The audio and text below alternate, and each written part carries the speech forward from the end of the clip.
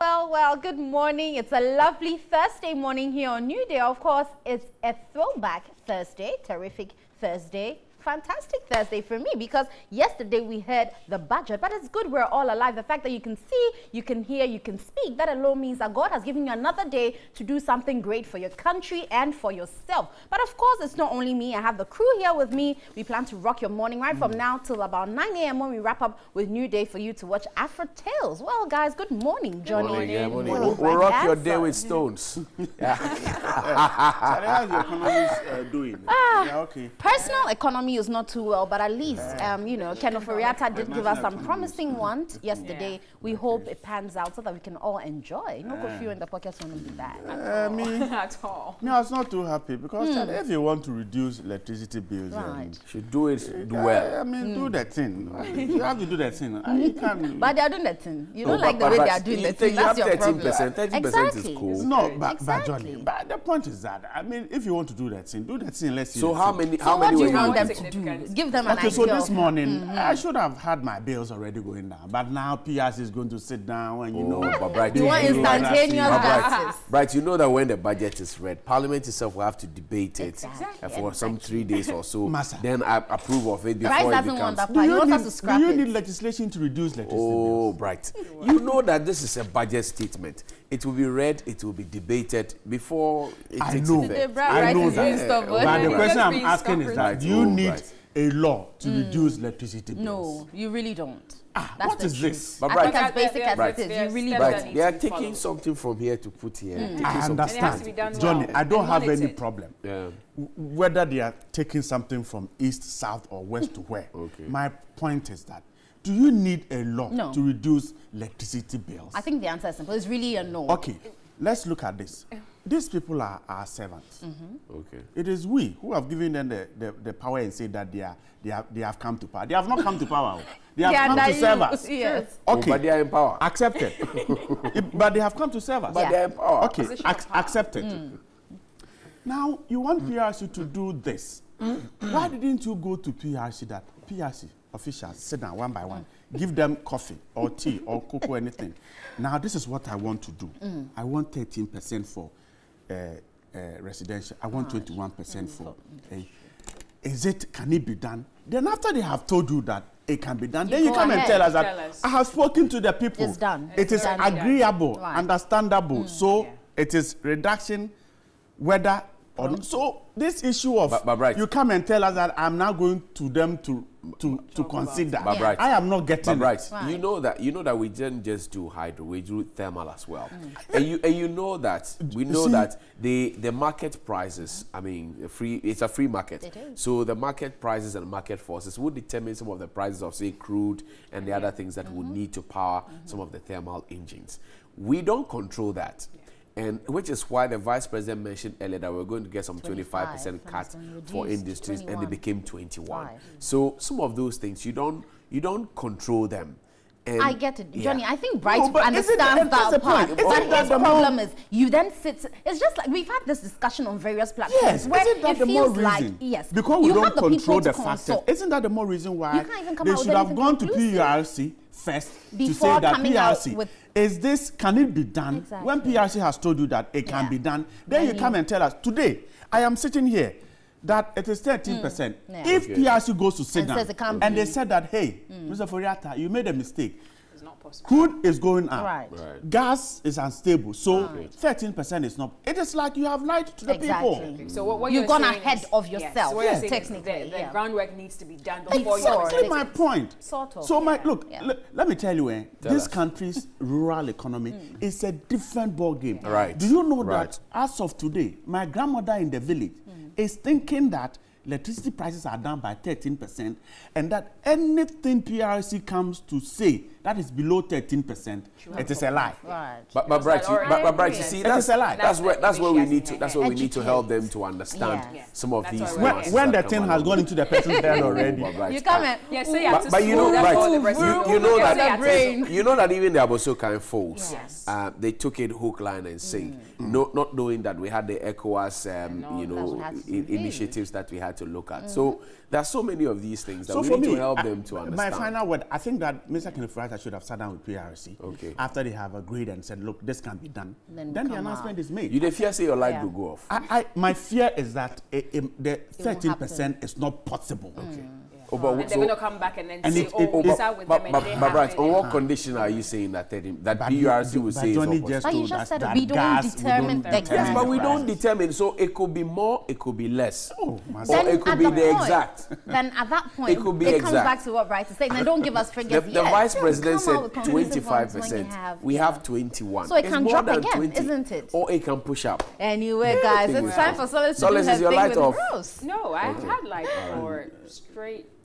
We're told that Dumso is now not in our vocabulary. We don't even know how to spell it, apparently. Well, it's now time for us to find out more about the budget hearing yesterday and, of course, look at other areas such as weather as well.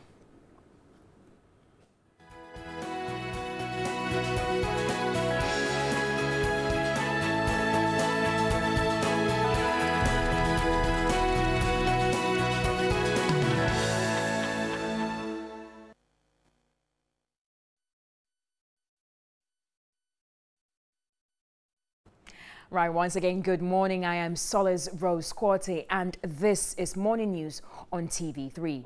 And to our first story, let's head to the energy sector, where the Energy Minister, Boakye Ejako, has been speaking on the reduction of electricity tariffs for both domestic and industrial use. Now, speaking to TV3 Business, he assured businesses will see the impact of the reduction by January 2018.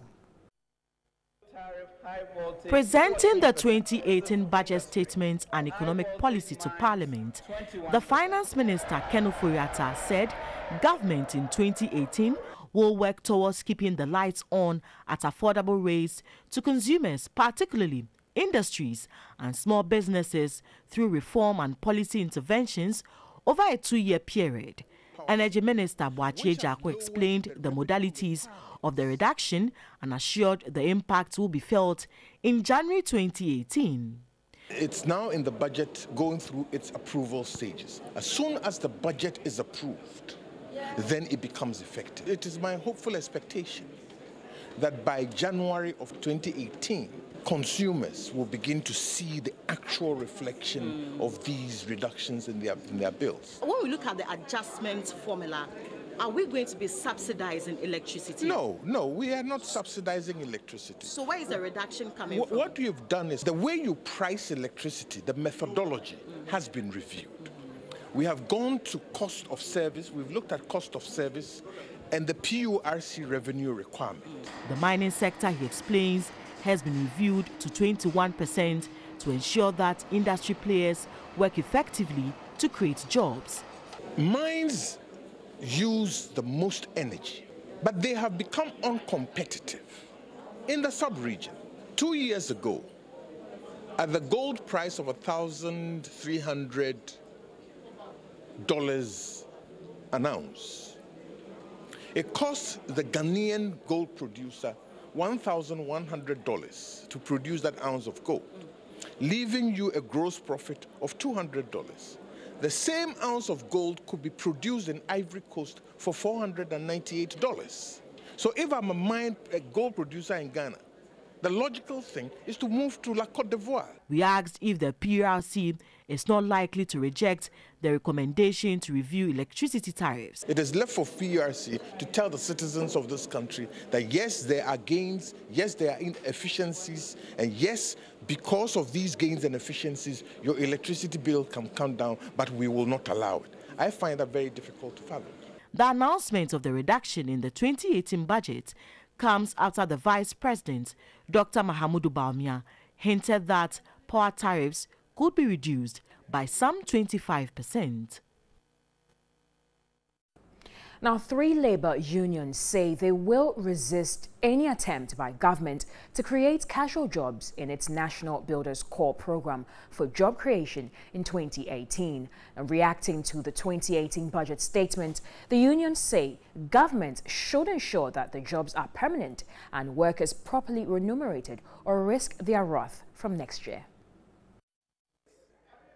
In the 2018 budget, government indicated plans to introduce a new job creation program. The National Builders Corps is expected to recruit 100,000 graduates to other sectors of the economy. 3 major unions have lauded government for its decision. The Trades Union Congress, the Civil and Local Government Staff Association, and the Industrial and Commercial Workers Union ICU have asked government to explain whether the jobs will be casual or permanent. Whatever job that is created by the government becomes very decent. Adequate earnings, adequate remuneration, all the rights of workers are respected. Workers are allowed to also join the trade union of their choice. All those kind of things in the basic ILO conventions are to be implemented. We want to know whether they are casual or permanent jobs, because if it's a casual job, then you must know the commitment that they are going to put to it, because if it's permanent, then you can be assured that they're going to be committed to do the job. Both unions lauded government for proposing reduction in tariffs from next year. They warned government should not use the reduction in tariffs as a bait to increase property rate tax next year. I believe that 13%, though it's not too much, but to cushion a lot of both the private sector operators, and even those small guys who have been in barbers, shop fitters and seamstresses and so on, it will help them grow their industries. Ghanaians are very, very discerning. They will do the compare and contrast, and they will say, oh, okay, on utility you said this, but on property rate alone, okay, what we are now going to cough and pay, okay, I'm sure some houses are going to come even in arrears. If we don't take care, it will be decried, and all these nuisance taxes and things they've mentioned, okay, will be made nonsense of what in reality will now be paying. Meanwhile, the unions have expressed varied opinions on how pension for cocoa farmers and other resources would be mobilized to expand the economy. Pension for cocoa farmers, yes, it's a laudable idea, but we should look at the implementation. And as we speak now, even we in the public sector, we have challenges with Tier 2. I'm not really enjoying the full benefits of that act since 2010. So let's look at it as a good idea, but let's ensure that it's implementable. We have seen the fantastic figures, 460, 410 million, so and so million, so and so million. Would the monies be available for these ministries or these sectors to actually move into action? If that didn't come, then the paperwork we are seeing there, SEBI has come to deceive everybody. Now, a post-budget reading led to near fisticuffs when Mr. Fifi Kwete and Dr. Akotose came this close to a brawl in Parliament. Let's watch this. And they build a lot of things in their mouth. They were supposed to give us 55 factories in every district, 55 districts having factories. Which one have you seen today? Nothing. So you expect me to say what they are going to do in 2018, when in 2017 they have not been able to do anything. You don't like any of the policies? It tells you that we are dealing with a group of people who talk a lot, they don't deliver. Finally, Honorable Kutose. Coming from him, I'm surprised. Talking about who talks a lot. I'm talking about your government. Talking about who talks a lot. It's not personalization. It's not personal. You talking about your government. He obviously doesn't see that 100,000 jobs for graduates is good. He obviously doesn't see that. Which job? See, he was not even listening. Which job? We're talking about something sustainable. What was a policy to create 100,000 jobs? And he's asking whether that is not. When he was talking, I kept quiet. We're talking about real jobs. Have some respect. Yeah, okay, go ahead, Honorable Kutose. Let him have some respect. You're not talking to your child. You're talking to a fellow member of Parliament. So please, when you are talking, mind your language. Mind your language. I'm minding my language. Yeah. And because people are here, I don't want to use the words I want to use for you. It shows that you are totally losing it. I'm losing it. Look at who he's talking. Look at who he's talking. Go ahead and make the point. Obviously, he's so drunk, he doesn't see what is going on. You're losing it. He doesn't have any good thing to say about the economy. I'm not surprised. You're losing it. It comes from him all the time. That sounds like Fifi Kwete that we all know. You're losing Thank you very much.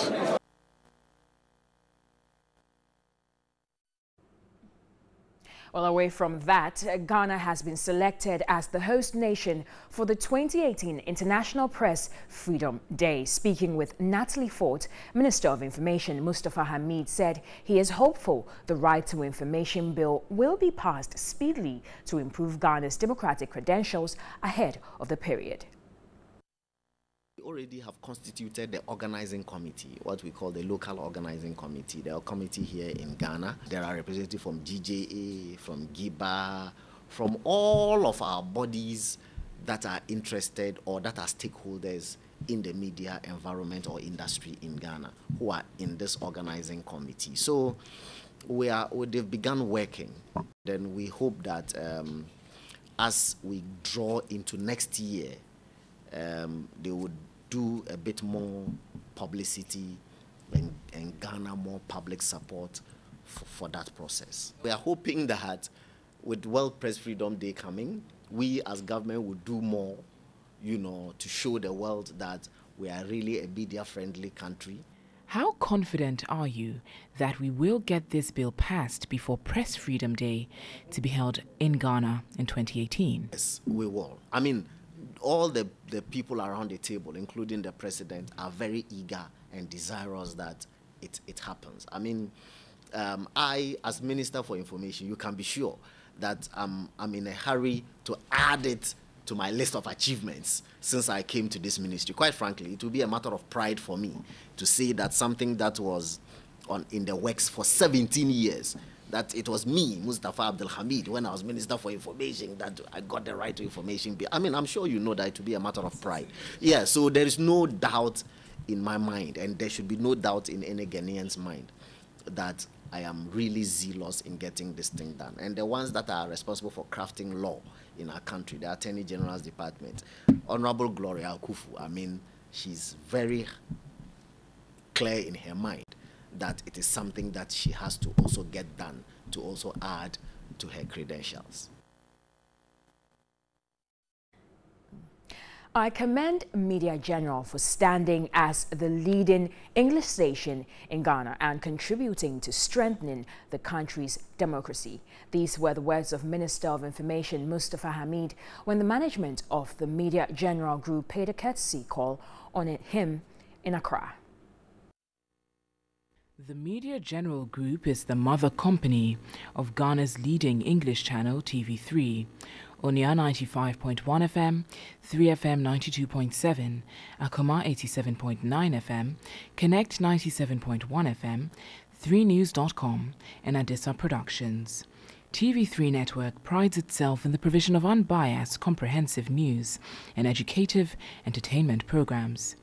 The reports and programs developed by the Media General News team have contributed to the development of deprived communities. 3FM's Let There Be Light campaign is one of such latest initiatives, seeking to get streets across Accra lighted.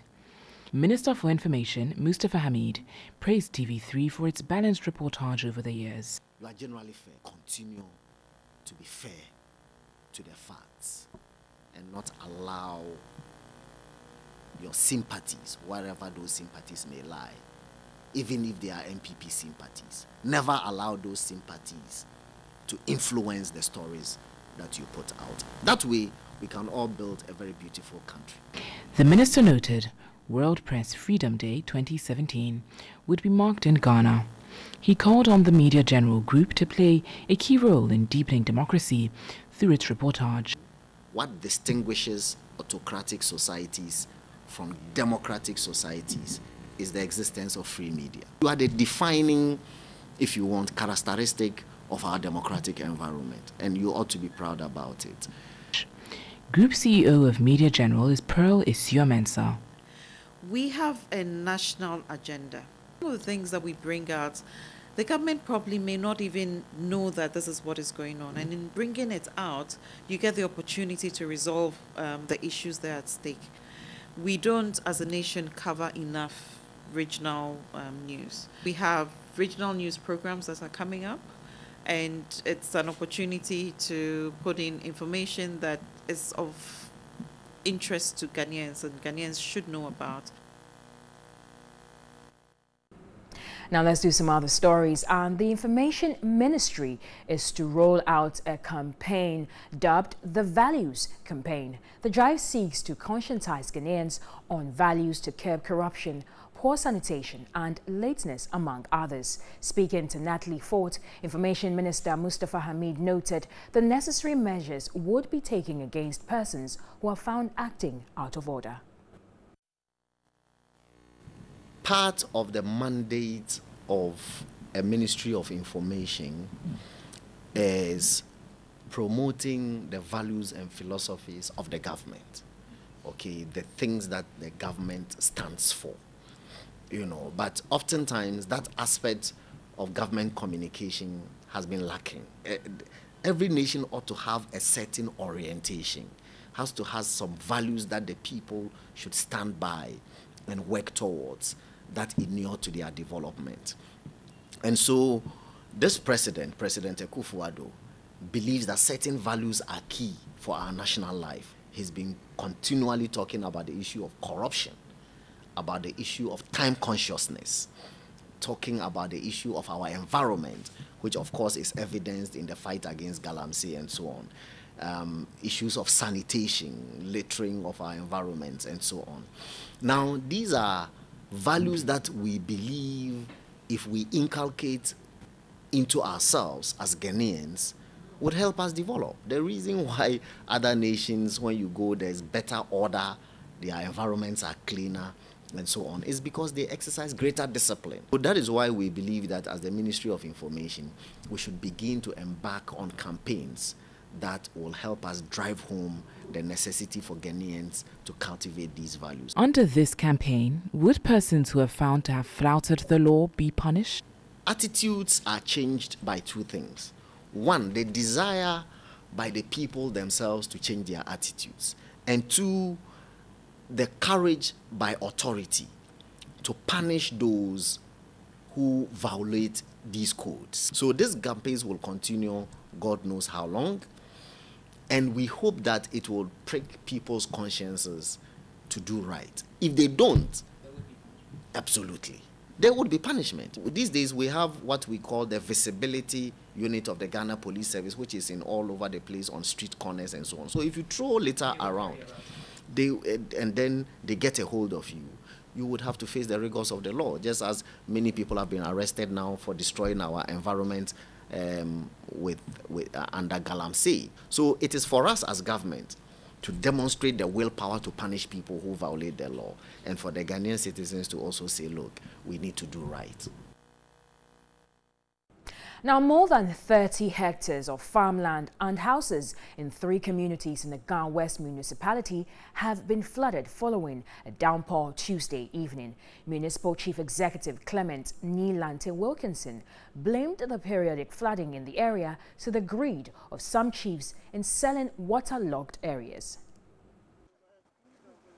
The rains, which lasted for about 2 hours, flooded several homes in parts of Ajen Kotoku, Dobrogono and Accra, all in the Ghana West municipality. Although water in many parts had receded, the impact of destruction is visible. The flood in other affected areas is yet to recede. At Ajen Kotoku, for instance, affected residents on Wednesday morning salvaged what was left. Residents in homes submerged in water remained trapped. The Ghana West municipality has a number of flood-prone communities with most buildings on water course. Municipal Chief Executive Clement Nilante Wilkinson said any project on a waterway would be halted.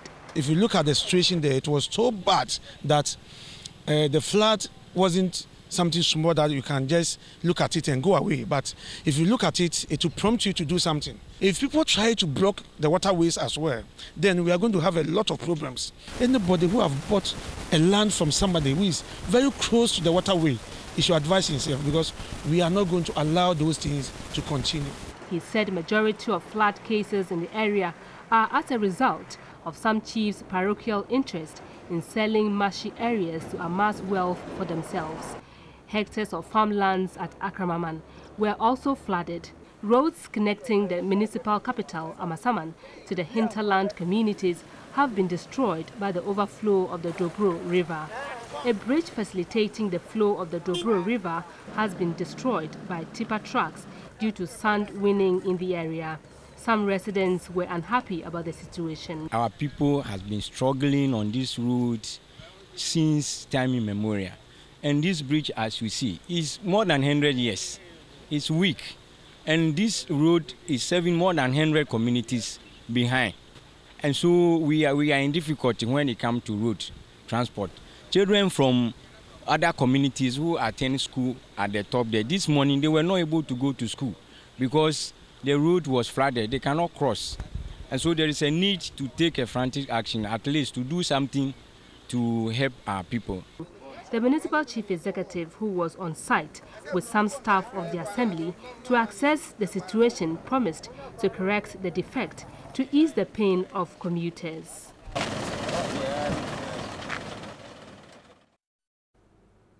And now for the weather update for the next few hours. The weather report is brought to you by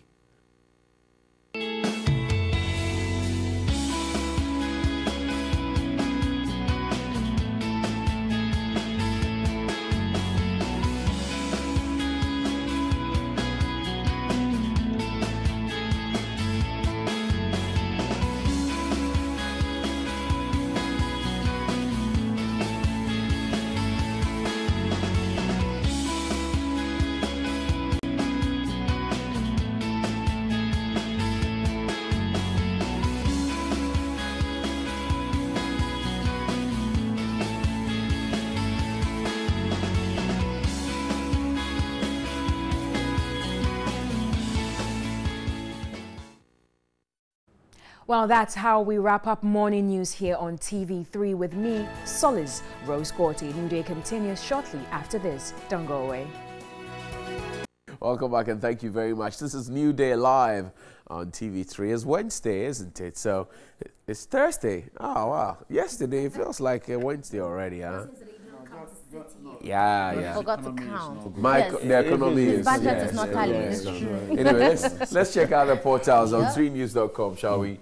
And we're told you already about the Fifi Kwete Akutwase brawl nearly ended in fisticuffs on live TV. Guys, these are parliamentarians, and they are. What example are we getting from them? I think that the provocation and counter reaction and whatever came out of it, it was not the best at all. It doesn't help. At all. I don't know. But I was sad yesterday. Yeah, you were there. You were on the ground. Two key personalities, Ghanaian personalities, suggested that all that these two political parties are doing, the NDC and NPP, he said that, look, if this is how they're going to go, there is no way this country is going to develop. Right. Exactly. They said the ideas are, he said that in between the two parties, every idea they have churned out since '92 is good. Okay, the policies are good. He said the problem is that the way our politics is. Okay. So NDC is in power. Or the NPP fails to see anything good about what they do. They criticize and criticize and criticize and put it into the mind of voters that what the NDC is doing is not good, and then they are voted out. The NPP comes to power, the other side is also there. The NDC will then criticize and criticize and criticize, and then they are voted out. He said, Ghana has good ideas, but the problem is our politics. I agree. Look, and yesterday, when the budget was read, I mean, if you look at the post-budget analysis that was, I mean, you shove a mic in front of an NDC MP and you know he's going to say the budget was not good. You put the mic in front of an MPP man and you know the budget is good. So, and it's been like that, right from Dr. Kwesi Botwe days when he read, I mean, so why do we do that? Don't we see any good thing in ourselves at any point? So for them, until we change our politics, nobody should think about development. Is that what we're talking about? Development, going here and there, it will not work today, it will not work tomorrow, until we've changed that way we look at things. I agreed with what he said, yes. Exactly, and that's how come we can't, you know, when a policy, let's say NDC started a particular policy, MPP will come, and even though it was good, because they made us seem negative when they were in opposition, they can't continue with it. They have to start afresh altogether. And definitely, if we as a country put aside the politics, then we can see the good in what we do as policies, not as a party. Because it's about Ghana, it's not about MPP, it's not about NDC. And that's where I'm happy, you know, when Edward Mahama came on the scene, because of course it's not the first time, but at least it made me feel that proud where we see not only our parties as people who can hold positions, but so far as you hold a capacity to work in that position, then you could be taking on. And I'm looking forward to that kind of change where we say, let's put the politics aside. Yes, I'm MPP, yes, I'm NDC, but what is good for Ghana is what we plan to do together. And yesterday, you spoke with Nana Damoa yesterday, Brighton, and he said that, well, I mean, some 2%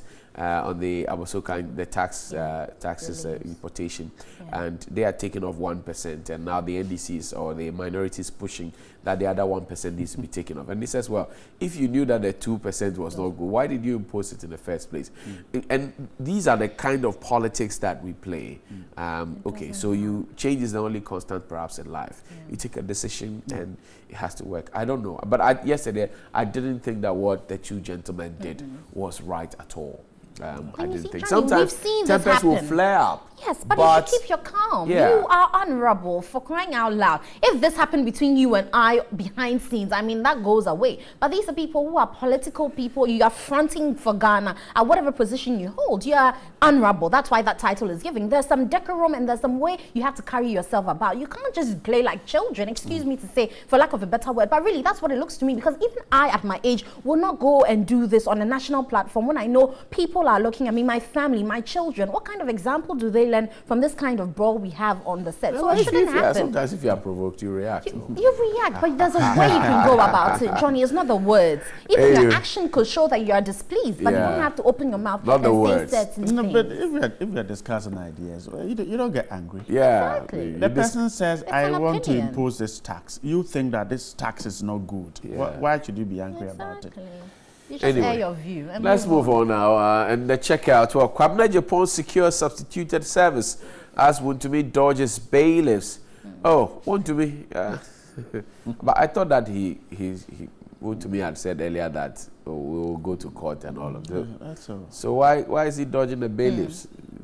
And the bailiffs too, the way they serve the thing. as soon as the thing touches your skin, you've been served, man. You've been served. Wow. Anyway, Baumia breaks ground for construction of new cement factory. That's some good news there, isn't it? Yeah. As long as it will go a long way to reduce cement prices. Dangote and Co. Kemi we saw some slight reductions here and there. I'm not too sure if there's been any significant reduction. So if a new factory is expected to bring down the prices, then fine. But to see, the point I am not too excited about is that there is this assumption that when we bring in more producers, competition will come up and push down prices. It is true. But you see, when the other factors of production are not right, so energy is so high, the environment itself is high, taxes, interest rates are high up there, you can bring in 10, 20, but we still have... You know, Senior Brian, that was the argument that was made earlier about the telcos. Yes. Now we have how many of them? So many of them. And what do we have to show for quality and for service provision and everything else? So it's just about the same argument. I mean, we can learn from the telcos' experience. Then they used to be just one touch. Okay, then we brought in Scancom, which was Space Phone. Then we brought in Tigo and all of that. And still we are still where we are. I mean, sometimes you're just checking something on Google, and it takes forever. You're wondering, okay. So you know, when you complain about one telcos today and you switch to the other, you think it's better on the other side. Tomorrow that telcos also develops the same disease the other one day, then you jump again. Yeah, so I'm happy. Actually an aggravated version of that disease. I'm happy that the budget is talking about trying to reduce the cost of energy. The budget is talking about trying to make business friendly. And then, so when all these factors come into play, then even if you have 2 or 3 manufacturers of a particular product, then you can push the price down. Because the key thing we don't have is that we don't have authority on some of these things. So the factories come in, and then they have to buy energy at so much a cost that when added to the cost of the product, you simply but you see, right, again, I mean, with all these factors, then you also look at if they get like the telcos chamber, if they have a chamber, they go into a meeting and they decide that, look, this is how much we are pegging it at. So they can't outprice themselves, they can't underprice themselves. They just try to stay on the same level. So you find that there's just some 1 cedi or 30 pesos, you know, differentials, but really it's not significant. Right. Let's see how it goes. Let's see how it works. 2018 electricity tariff proposals, customer category, average reduction. So residential reduction, which was what we were discussing earlier, some 13% may go off. We're talking also about non-residential, 13%, special load tariff low voltage, 13%, special load tariff medium voltage, 11%, special load tariff high voltage, 14% off, and high voltage mines, 21% off. So this is an infographic we put together here at Media General just to bring you up to speed on what it is so that you don't get confused if you're out there. Yeah. Johnny, I still insist that the finance minister has not served us well. I would have loved to see him come out to say that I've already consulted PRC. I have spoken to them, we have sat and we have worked the mathematics, the figures tally, and so from next year, 1st January, when you go to buy your prepaid or your meter, the postpaid, when it comes, you see a 13% or 21%. But this has that always been the practice, Senior Bright? That the Minister for Finance will engage PURC, for example, before they go to Parliament. Then that would have been the Ministry of Energy. But I also think that this is the first time I'm seeing a Parliament trying to suggest a decrease in the cost of electricity. I mean, we used to see electricity prices go up. Sometimes it's not even announced. Right. We're told that it's gone up this percent. PRC, we used to have the quarterly announcement by PRC. So at the end of the quarter, PRC throws out the figure and says, this is the cost. But now we're trying to use a budget to do. But for me, my worry is the expectations of Ghanaians. Everybody is thinking about 13. Is it doable? So PRC says, I can't do 13, I can do 1. The feeling, the management of people's expectations, that's my worry here. It's true. I get it. I mean, if you're counting and hoping on it. And then it comes and then it's just 2%, 5%. Sometimes you're marking your earnings against had a concrete figure to say that this is it. PRC thinks it is workable. Then I think that would have anyway. But that's what we think about the budget. Let's see what others out there on the streets of Accra also think about. Yesterday's, was it Asempa? No, this is Ejuma. So it was Asempa. Then now we have Ejumapa. Ejumapa. Is there anybody? Could we have done? Will it bring Nyamapapa? We hope so. Or certainly. Adepa. Yeah, we want to find out. So let's hear what people had to say as we rant about the budget 2018.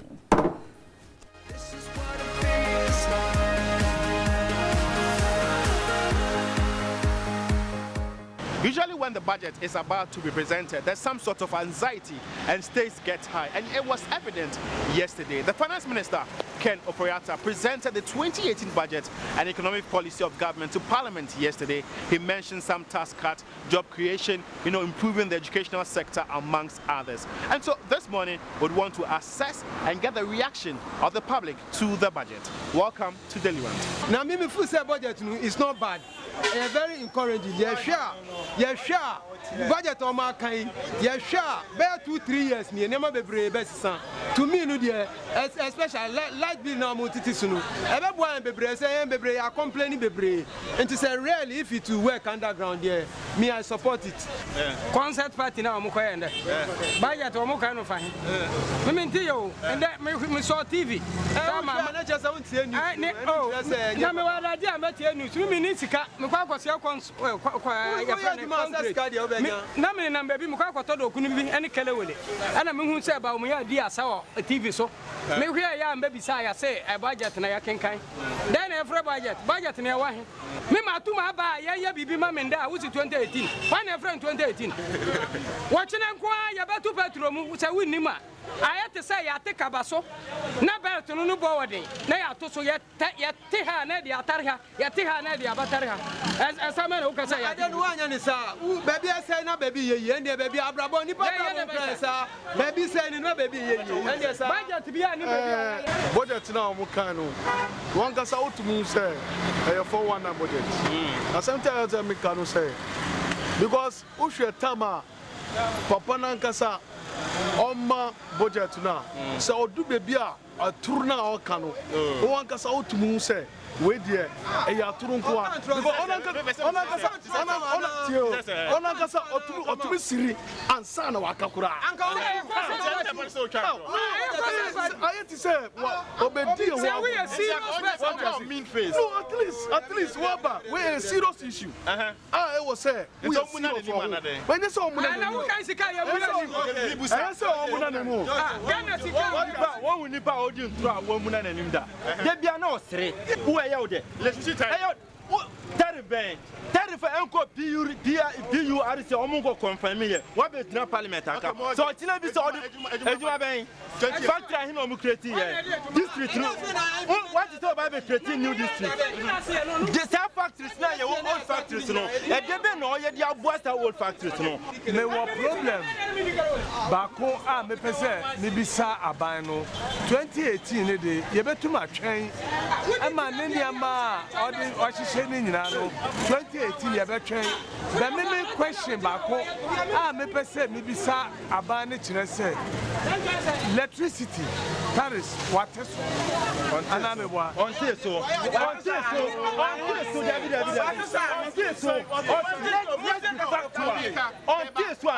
after no more consultants, between 13 and 20.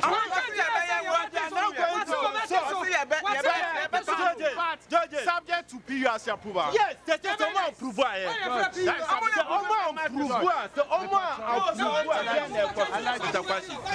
Factual argument. Okay. Electricity no. Wunu first na Ghana company no. One so. Anati ase. Bese si a waton e ama investor no. E na ukoko dictate ama investor na because time electricity owned by Ghana government no. Wonu ya so. Bese si a waton no. Who now ukoko influence investor no. Because you are Hana Vodafone.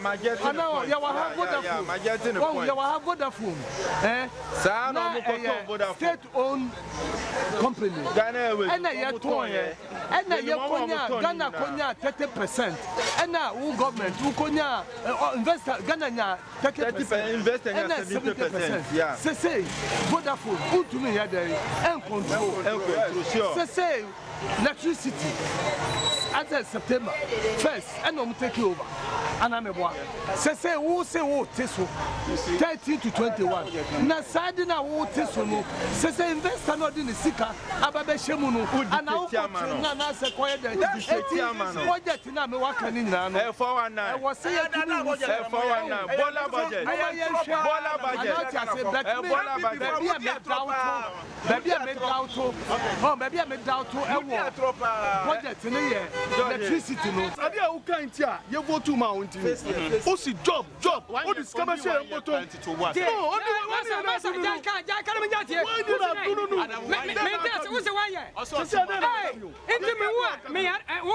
the wire? But I'm in there, say, why any day? Oh, sit. Okay, so who your fast, but I'm buying chair. Oh, why buying chair? Hey, now you cook and pay, and I'm going to get Sikawa. Sikawa Hana, Obatadia, who could do a drum work and Taman to Obatadia, Wakata, Nessia, and San Watadia. Why can't you say Sikawa? Yan Chong, Nania, where did can offer it and Yokoka last year, no, of I Ajaramua, want to be Manaduane. One the Minian Muye. I quite said the MPs near Parliament now. And this is for Ukasa. No Munya, opposition Kasa. Ade, say why not Massa? When did Ghana? Nibo. I quite said Ghana, no the country, no Diagro. Yeah, president. And your government, and I did Mammy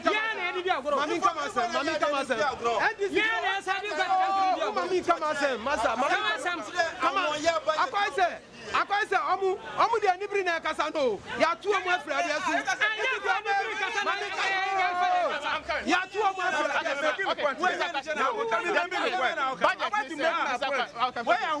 I want you to make a point.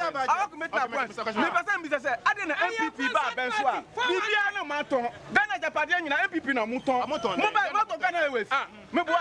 Moto Vodafone. Moto. Sese moto electricity. Bibia Ghana Japadia muton.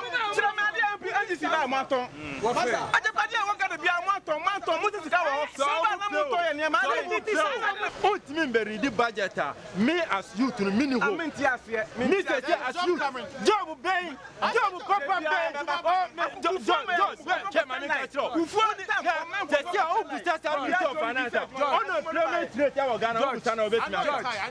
It's very high. Any man criminal job. Meanwhile, one foundation paper be out to form a uncrophobia.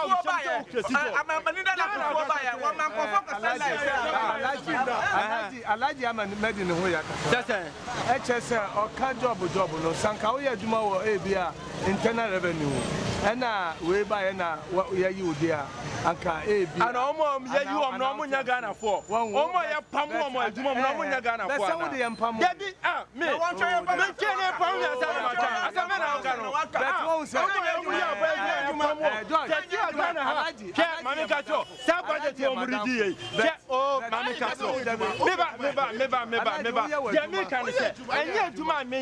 I'm not speaking for myself, I'm speaking for the ordinary Ghanaian.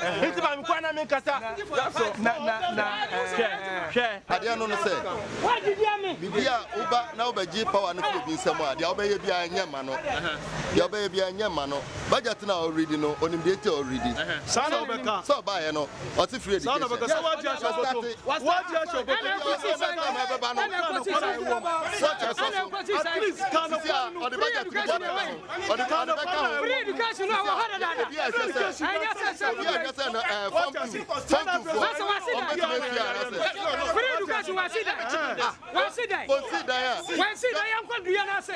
Mama go free education, no not down.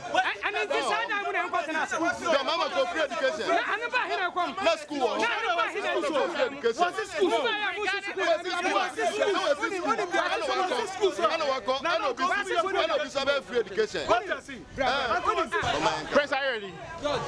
Regarding free SHS, I know one old lady here. Oh, yes, old. Okay. Regarding free SHS, I know Mami Via at least the 2,500 cedis there or Sevilla because we're just stupid. It's at least a good. And this is the government of 2018. They are going to strengthen the school, you know, free SHS. It's at least we're not free SHS. We're a scholar. I have to say, young man,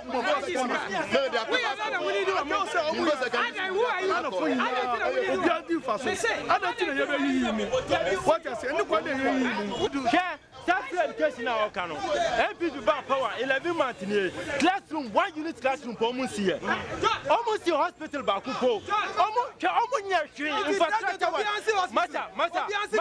matter only foundation on the plot who consider me train there you be my budget make us say obia be okay no political way be when the benna salary master say politicians no ye no edi no kura kire Ghana for na efiri for say odin throw nin dada ebe pe abaya we ya di na say oba be create jobs oba be ese na say o dada Ghana for na say o mu to afoma na say oba na wada no korongo kaya o di me soa o so mo bi me soa enya de won wan yen hwe nia ebeba me agro be dia efi anopa Oba ye no na niema bi o wa bonten a okan ye no agro be dia efi anopa efe no wa betre ko dan ho me say agro be dia efi anopa 1 year no o ma ye fa access no that bola budget you mo me kan pie 28 that bola budget you mo mu fa me na ye take me din ni akura nko se bibi kire wadwuna na pese o kire wadwuna eno ani daily rent tv3 ejuada ekopim fiada wo ko kire wadwuna bibia be ye kama ade ama nye no no hello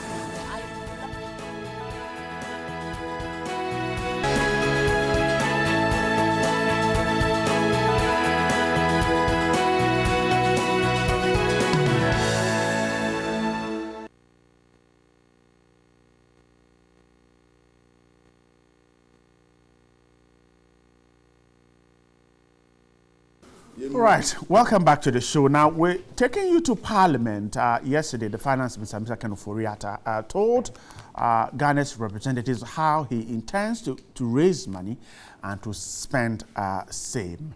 Let's join the action from the floor yesterday. If government's recommendation to PRC are accepted, consumers will be expected to benefit from reductions in electricity tariffs. The expected average tariff reduction across various customer categories will be as follows. Average reduction for residential, 13%. Average reduction for non-residential, 13%. Special load tariff low voltage, 13%. Special load tariff medium voltage, 11%. Special load tariff high voltage, 14%. This is industry. High voltage mines, 21%. The 2018 budget, which is under the theme, Putting Ghana Back to Work, aims at creating a supportive environment for the private sector to thrive. It is also aimed at propelling growth and create employment opportunities. The Finance Minister, Ken Ofori-Atta, announced tax holidays of up to 5 years for young entrepreneurs in the country. This will be granted based on the number of people employed by the startups. As a further commitment to creating a supportive ecosystem for young Ghanaian entrepreneurs of age 35 years and below who start their own businesses, government will, through the National Entrepreneurship and Innovation Plan, grant tax holidays based on the number of persons employed by a startup or early stage business. A preferential tax rate of between 3 to 5 years will be granted after the tax holiday. They will also be allowed to carry forward losses for 5 years. In 2018, the government has targeted to hire 100,000 graduates under a new program aimed at addressing livelihood empowerment and graduate unemployment. The focus is to help in serving public service delivery in the health, education, agriculture and sanitation sectors, as well as drive revenue mobilization and collection. Finance Minister revealed government will invest heavily in its flagship policies such as planting for food and jobs, one district, one factory, free SHS, as well as agriculture and agribusiness. Planting for food and jobs, 700 million. Stimulus package for industrialization, 236 million. Zongo Development Fund, 100 million. Development authorities, 1.26 billion. Entrepreneurship and innovation, 50 million. Akufo-Addo Plan, Nation Builders Corps, 600 million.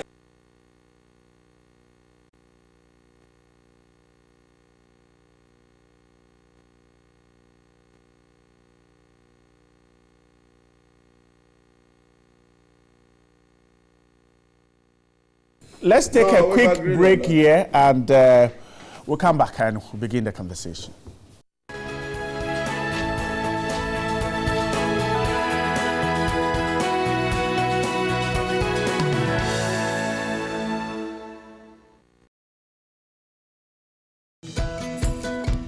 Business hasn't always been like this until I took the Vodafone Ready Business Test. It showed me what I could do to transform my business.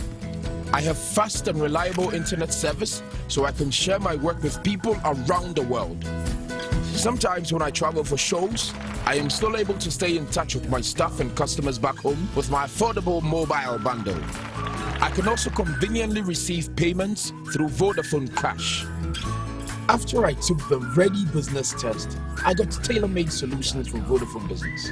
Now I'm more equipped than others. How ready are you? Visit vodafone.com.gh/business to take the free test now. The future is exciting. Ready?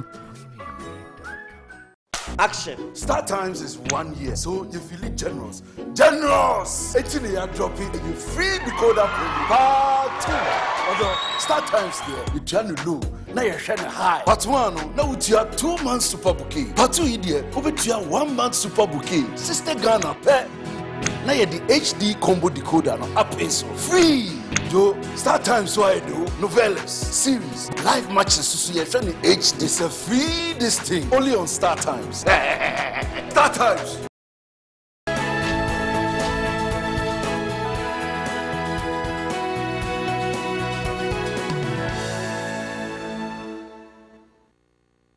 Times this morning says that 2018 budget, electricity tariffs to go down, more jobs to be created.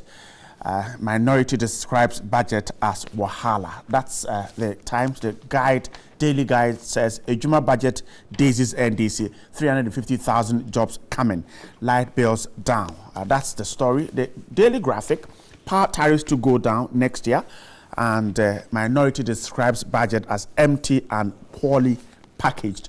The Business Finder says 2018 budget to stimulate growth, macroeconomic indicators on track, and housing 1,000 units for each regional hospital. Almost every paper, I guess, will be talking about the budget this morning. My guest to do the talking, Member of Parliament for Yefutu constituency, a member of the NPP, Honorable Alexander Afenyo-Markin, is here. Good morning. Right, good morning, sir. And I hope you're doing great. By His grace. A day after budget. Yeah. Grateful for your time with us. And also have here a member of the NDC, former Deputy Minister John Jenapo. Good morning, too. Good morning. I hope you're great. I'm good. Let's start with the Ghanaian Times this morning. Now, the story is captured on page 16. Government has proposed to reduce electricity tariffs next year to both industrial and domestic consumers. Now, to this end, government has reviewed the tariff setting methodology and cost structure of power and forwarded to the Public Utilities Regulatory Commission for consideration. Mr. Foriata, the Finance Minister, who announced this in Parliament yesterday, when delivering the budget statement, said the move formed part of the industrialization agenda of a government. So the budget dubbed a Jumapa, literally meaning work budget, is on the theme, putting Ghana back to work. He explained that the reduction in tariffs would cushion industry and relieve them of huge monies expended on electricity for production activities. So that's a story. 13% for residential, as much as 21%. So 13% for tariff, the low voltage, medium voltage, high voltage, and high voltage mines would enjoy 13, 11, 14, and 21%. That's the story so far. And that's the first thing we'll take a look at this morning on the budget. Alex, let me begin with you. We had hints of this reduction. So it has come, but we were told that it has to go to PURC. Are you able to perhaps talk about why it had to go to PURC first before its implementation starts? Well, Bright, once again, let me say good morning, and a good morning to the viewers out there. Well, as you may be well aware, it's become part of our constitutional custom that a budget is presented, setting out government economic and social policy for the year, the fiscal year, I mean, and that is able to guide government on all its transactions. It also helps industry to decide. You know that government is a major stakeholder when it comes to employment, job creation, and building the basic infrastructure and all that. Once government takes the initiative, the private sector is able to follow up and then continues with the necessary implementation. So it is necessary, and I'm sure that is why the budget, the constitution requires that the budget must be read to ensure certainty, and we've been able to come out with an enactment that says that at least same be done in November, so that there is that preparation. Parliament would have to debate it, and then by 1st of January, the budget will kick in.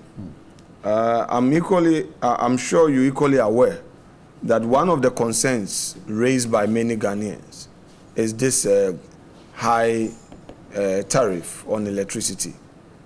Households and industry have complained. In fact, it was a major campaign issue. And our friends in the NDC have had the occasion to question our sincerity on the issue of reducing electricity tariff. But we asked them to wait a moment, be patient. We are putting in place the necessary support systems in place. We have. We are in office barely 10 months. This is our program, our first major program. And I want to emphasize this. The first major financial program of this government is what is going to take effect 2018. We were sworn in January 7th. There was a budget on account, which was from January to March, which was not our budget. Our budget really kicked in from April, which was read and all that. And you can understand that any new government that comes into office, particularly so when you have a president who is a lawyer and would want to comply with legal regime, any program that the government will want to follow needs a legislative backing. So for instance, you have the Northern Development Authority Bill, the Middle Belt, the Coastal Belt, and all that. All these in the Zongo and Inner City Development Bill that came through and all that. The one district, one factory thing. All these things, the essence of it is create the legislative framework. You cannot just spend public funds anyway. And the first 10 months have been such that the government needed to identify loopholes in the economy.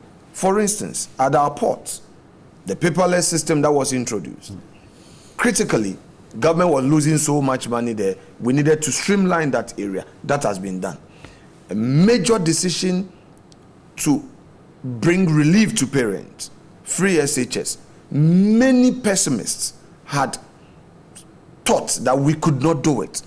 Yet this government was bold to do that. So, Bright, in effect, within 10 months, these fundamentals have been put in place. Now is a period of takeoff. And one critical thing I am happy about is the support for entrepreneurs. That young men and women, be they NDC, be they MPP, be they CPP, there is an opportunity for them to the extent that they are willing to start their own businesses. We'll come to talk about that, so we can go on with the initiative. Integral to this is the fact that you rely on energy.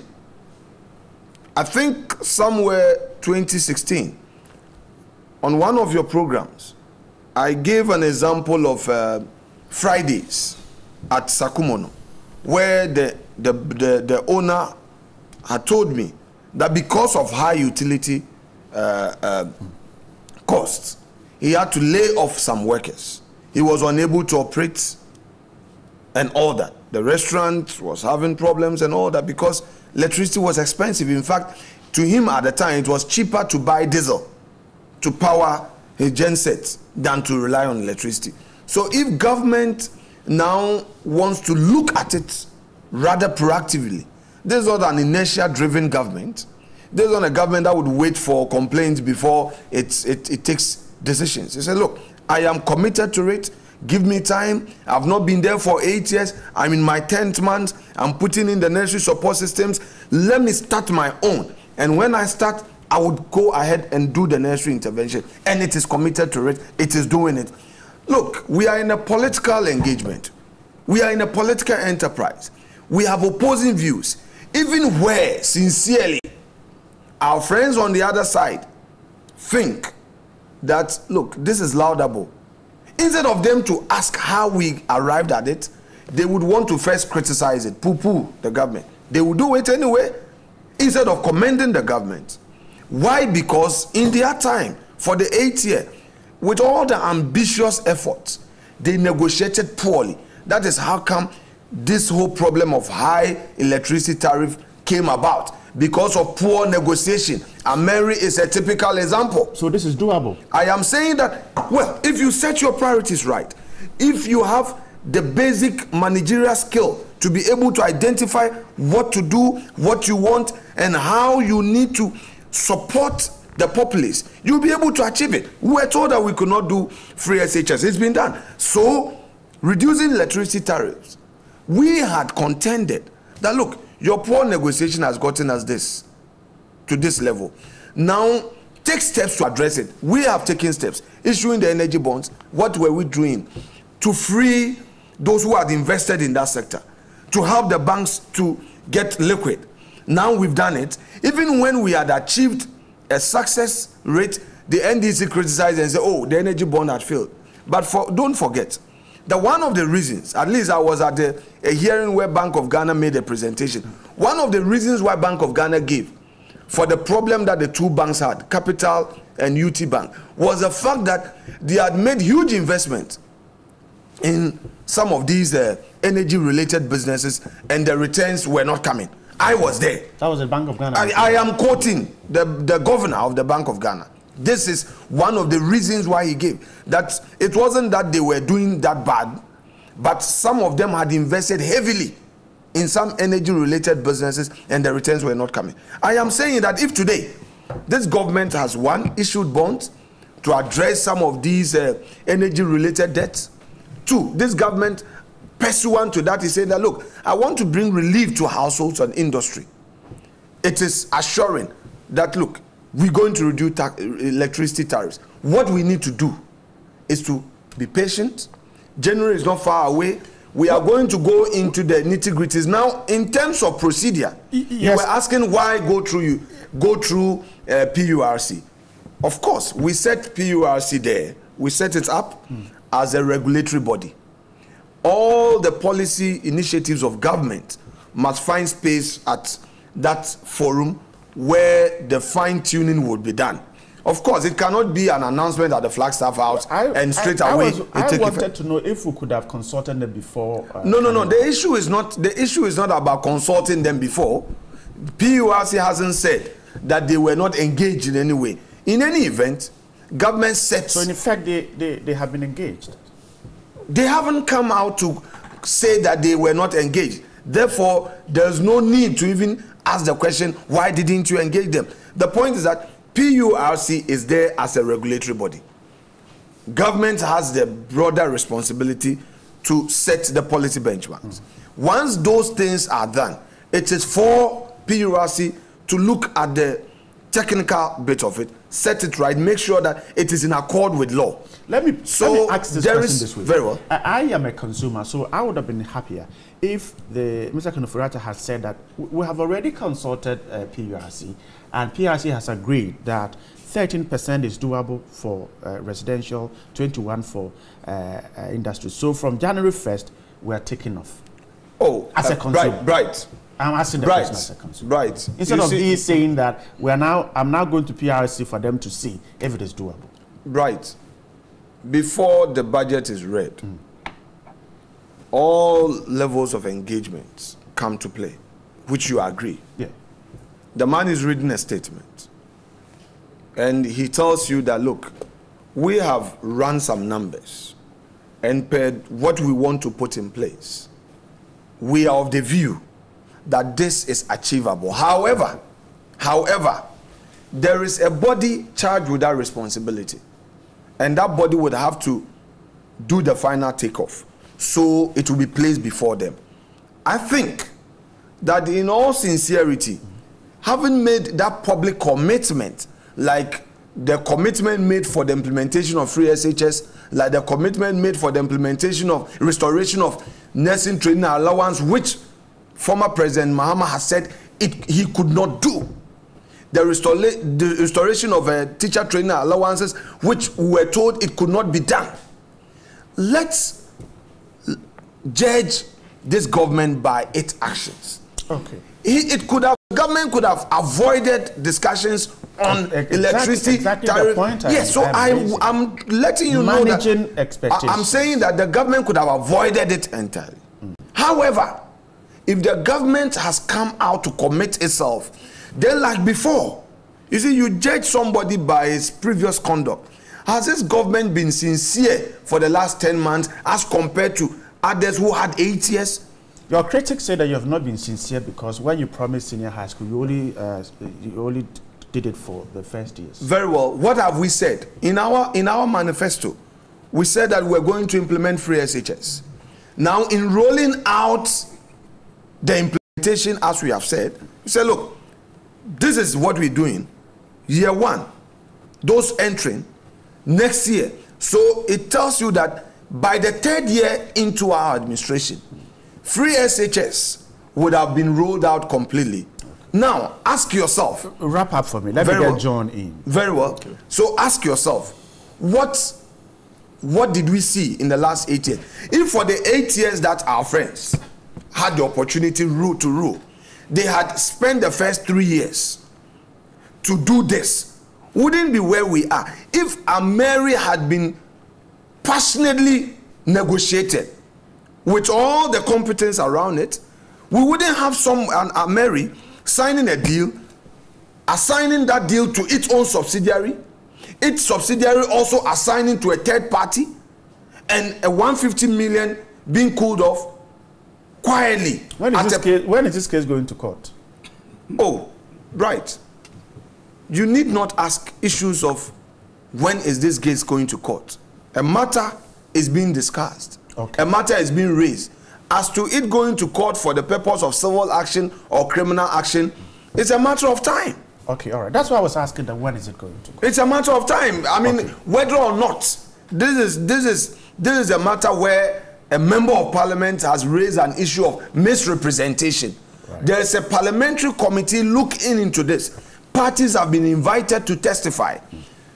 Fortunately, and I respect Honorable Kwabena Donko, besides all the gallery politics that politicians would want to engage in, he submitted himself humbly to the authority of the committee and testified.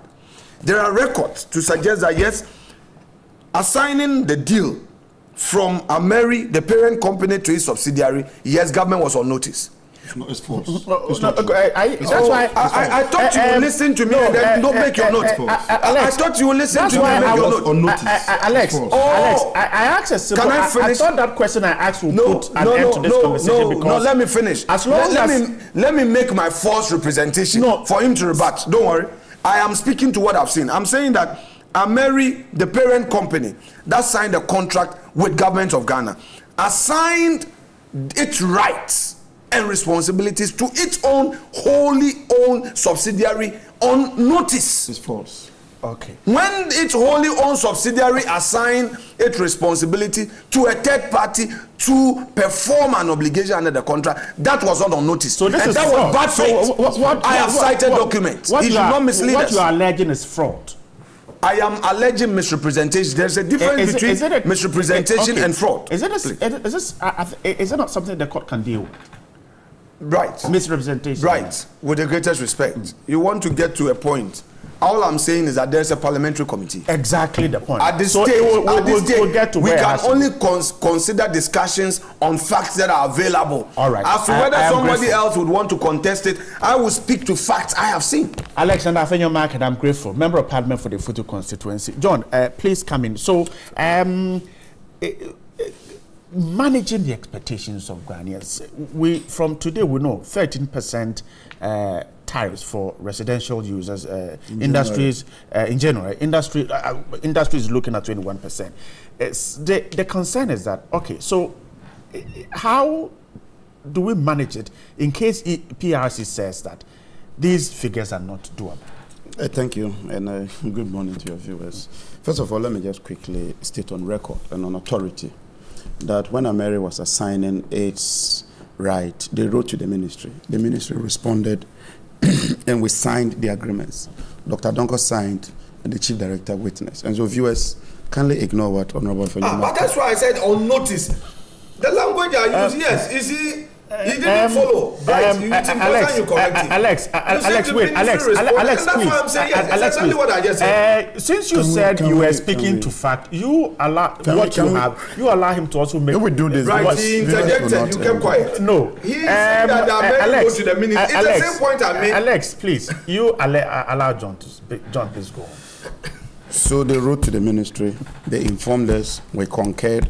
We went through the processes. We witnessed, signed, and came to an agreement. You were on notice. That is the legal language. Alex, you were on notice. I may be compelled to switch your microphone. Oh, you may. But if we have the opportunity to correct, allow him to talk because we want to deal with the letter. Let's assume that. Please. Let's assume that both of us agree that Mary wrote to us. We signed off and agreed So what's the issue? Let's move on. What are you bringing it here to do? To do what? Let's move on. I don't get it. No, move on. Let's stay with electricity. It's important that we remain sincere and transparent. And you are an ordinary consumer. And you asked a legitimate and fundamental question. And I want viewers to take this. Dr. Baumia told us on the... I have all the records. Are you here to do personality politics? Deal with issues. Alex... If you deal with issues, I might not only mute your microphone, I might take it off completely. On November Next 13th, he told us that electricity tariffs were expected to go down by 25%. And here, 2008 budget, Baumia hints at 25% power tariffs. Then the president himself says that electricity tariffs to go down and assured us that when the finance minister comes, he'll provide us with the details. So, and you asked a legitimate question, and I'm sure viewers would agree with me. The PURC is an independent body mandated under Act 538 of 1997. And Section 4 of the Act states, and let me quote it, independence of the Commission. Subject to the provisions of this Act, the Commission shall not be subject to the direction or control of any person or authority in the performance of its functions. So, ab initio, it's established that the PURC is independent. You can take proposals to them. They may accept or reject the proposals. The PURC's mandate is to set tariffs. That is not the mandate of this government. Can you people get serious with policy making and stop meddling in the affairs of the PURC? What is this about? Governance is a serious business. And let's take the people of Ghana with all the seriousness we deserve. You can't do this. You can't debase the whole system to this level. I find that very, very unfortunate. You think government cannot set the tariffs? They don't even have the legal mandate. They don't have the legitimacy. They don't have any authority to do so. And that is why the minister was struggling. The taxes on the he says that, look, are they not imposed by government? No, not that. You can only, the PRC has nothing to do with taxes. Okay. Government could have just come to say that, look, we are taking the 17.5% VAT on non-residential.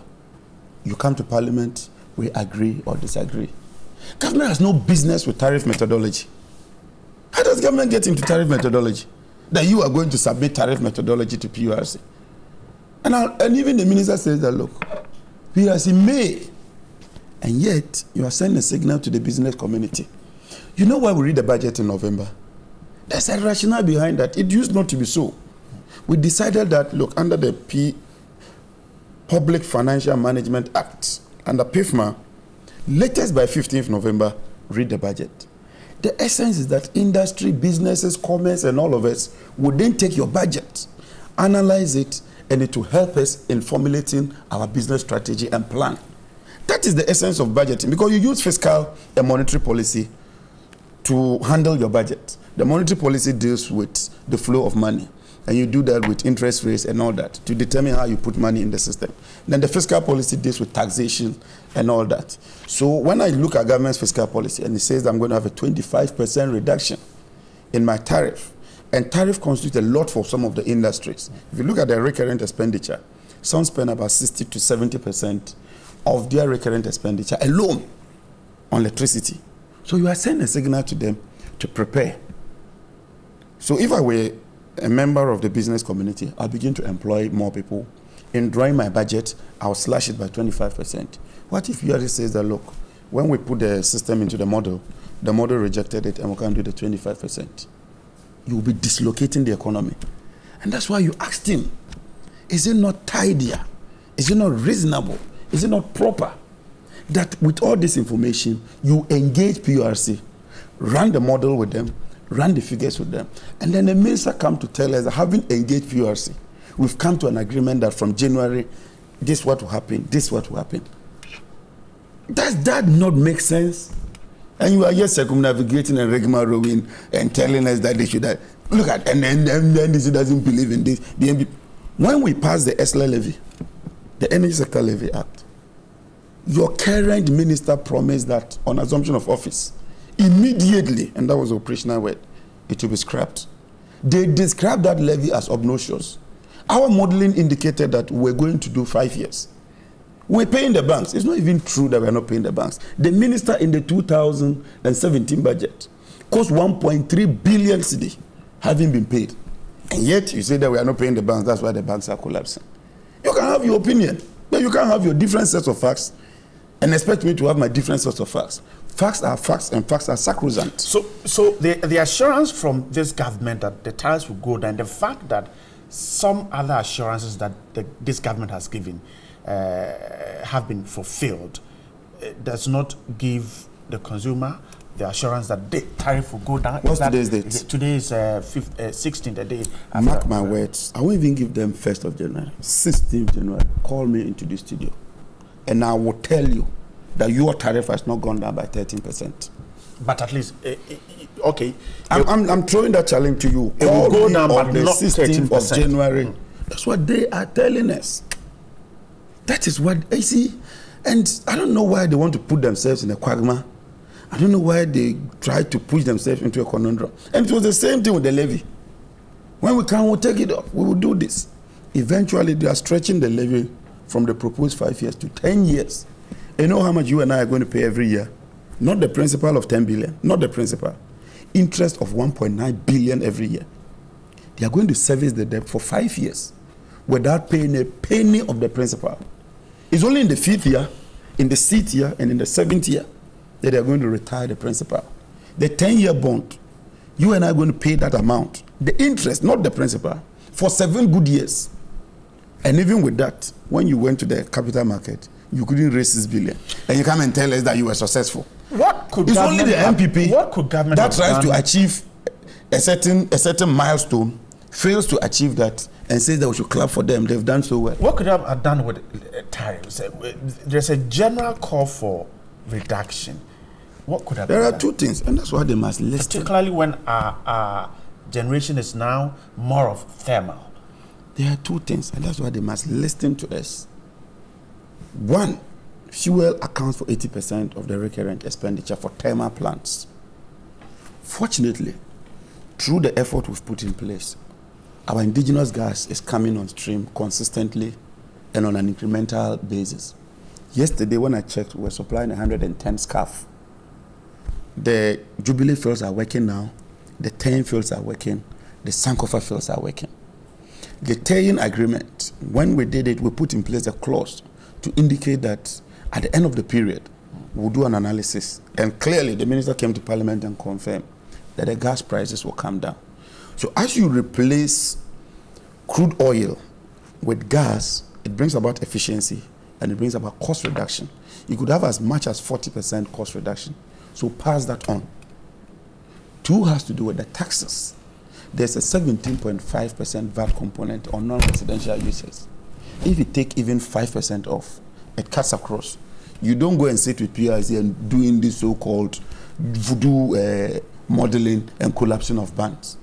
That is what government should be looking at. Because you see, what PRC does is to set tariff that will meet the cost of generation through the value chain. So whether you unbundle, whether you collapse the bundle, whether you shrink the bundle or do whatever, at the end of the day, if the cost of generation through the value chain is $100 million, you must raise $100 million. So when you come to tell us, and I took your paper doing the modeling, based on the figures the minister has put out, it means that we are going to have a revenue shortfall of 14.4% on the average. Do this 13.21%. All you do is to add them and strike the average. That will give you the mean. So you add all of them and look at the numbers, total number, and just divide by that number. So on the average, we are looking at a 14.4% reduction in January. What happens to that revenue shortfall? Is government going to show up? Is government going to subsidize? Is that provided for in the budget? Please, stop dribbling us around and think that everybody will just swallow this hook, line, and sinker. The president is very trustworthy of his minister, and he said that Mr. Kanuforiata is, he even described the man as a magician because he's able to squeeze money to deal with these things. Oh, so yes, perhaps, yes. There is a way our government is working to shore up this revenue loss, or yes, that you're talking about. I have no doubt he's a magician, because this is the man who promised us 51 factories and ended up building none. Promised us 1 village, 1 dam last year, ended up building none. Promised 1 million per constituency, ended up giving none. Promised Zongo Development Fund over 200 million, ended up giving none. Told us that every year he will give $50 million. This year he's giving 100 million CD. So we can trust them because they have the magic to turn around. Told us they were going to do all kinds of electrification projects, and the lowest in the history of this country under the Fourth Republican Constitution. They are doing last year 0.6% extension. Not 1%, 0 point. And so you can tickle yourself and laugh. You can decide that you want to take us on a run, but reality will catch up with you. And the outcomes are showing. Revenues. The same minister came first, the main budget, he gave projections, came back with the mid-year review budget and reviewed it, and yet couldn't meet the revenue targets. All right. They failed to meet their revenue targets. I'm grateful. And you tell him he's a magician. Let's turn attention to jobs. Alex, the Ghanaian Times has another story that says the government is to introduce a major job initiative that will reduce graduate unemployment next year. It is dubbed the Nation Builders Corps, and 100,000 graduates will be trained, equipped with the required work and tools deployed around the country. There will be extension officers, teachers, sanitation inspectors, nurses, healthcare workers, and tax collectors. 600 million cedis has been allocated for the initiative. And this is expected to be an initiative that will focus on creating jobs in the health, education, agriculture, sanitation, and drive revenue mobilization and collection. The budget is christened a Jumapa budget, and it's one issue a lot of expectations from people are being looked at. How will this support the effort at reducing unemployment? Right. The ordinary man on the streets of Accra believes in the MPP. If you ask any person between NDC and MPP, which of these two parties can better manage the economy, whoever you ask will not hesitate in letting you know that it's NPP. It's a matter of fact. Two, when I hear our friends in the NDC speak, I don't expect them to be praise singing. I don't expect them to be applauding us. I expect some criticism though, but I expect them to be measured in their criticism. For a simple reason, that they ruled for 8 years. They were in office for 8 years. Now, if a new government, for some of these attacks, if say we are in our 3rd year and these attacks are coming, hallelujah, I mean, you can go ahead. Then there's a real banter. You say, oh, you've been there for 3 years, you are in your 4th year, what have we seen? But if you, right from the outset, immediately the man was sworn in fact, before, you now say that, go ahead and implement your free SHS and let's see. The man does it. You still don't want to see anything good in him? So, to me, again, it is the NDC's old strategy of remaining in the gallery and would not want to at least deal with issues. But I will not follow their path. Your simple question is, these electricity tariffs that have gone, that went up, Ghanaians questioned the government's decision to allow it to go that far. And their simple answer then was that we are now engaging the private sector, it's expensive. We kept telling them that, look, your negotiations are poor. You rush, you don't take your time to negotiate. Well, that is why you are bringing this burden on Ghanaians, but they will not listen. And this morning, I have given you the merry example. I have given you the merry example. $150 million converted times 4. My mathematics is bad. 150 times 4. You are talking about some 600 million plus. I am saying that this money. Okay. No, you allow him. Alex, let's move on. I'm assuming the dollar today. I'm assuming 1 to 4. You go on. I thought you were. I thought you rebuke him. Yes, this is the first one. It's a yellow card. No, this is second time. This is third time, and I thought you rebuke him. Alex, please go. Some referees we have. The referee. Some referees we have. All right, you go on. Some referees we have. You see, you have succeeded in getting. No, Alex, please. I'm used to this. Alex, some referees we have. Alex, there's a caution. What is a yellow caution? card for a red card? So there's a caution. Please go on. John is with caution. Alex, go on. See, when you're struggling, you want to fight. I'm struggling. I don't want to bring my yellow card. Alex, please go on. This is just a caution. No, you've given him a yellow card already. No, it's a caution. Go on. So you won't put him off. Alex, it's a caution. Please. Very well. No, we don't have time. You see, all the negotiations in power purchase agreements were so poorly done that resulted in the cost of electricity going up. It's a matter of fact. Okay. They can't dispute that.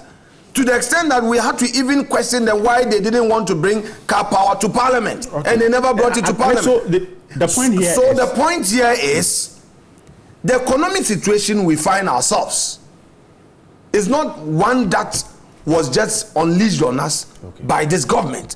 It was unleashed on us by the NDC's 8-year rule. It's a matter of fact. They know.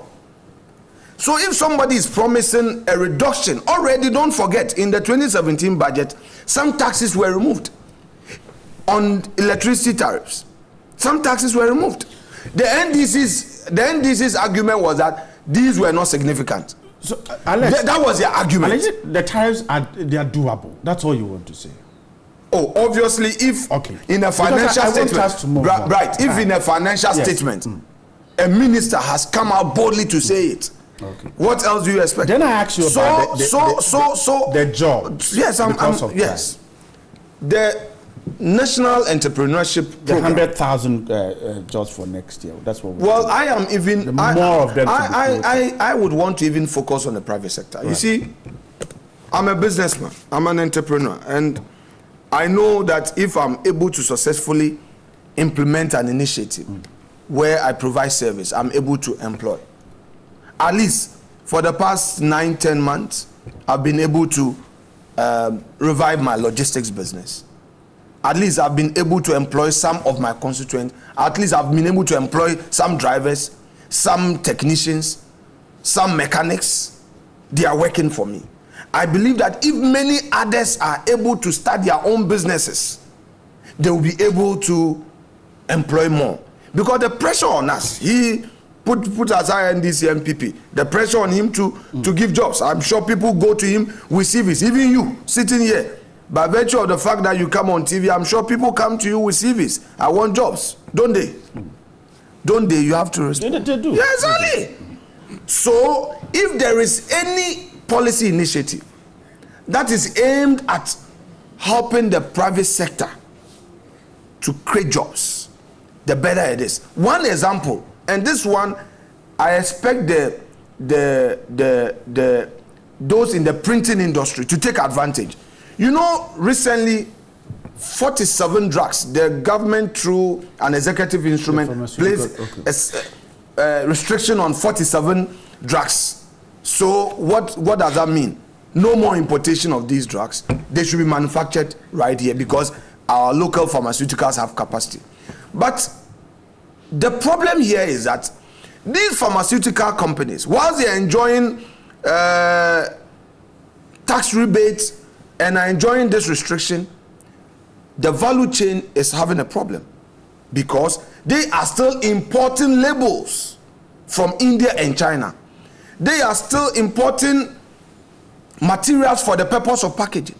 So, for instance, in that side, in that sector, the pharmaceutical field, the government has opened up, and in fact, let me add that the initiative had been taken by the NDC government.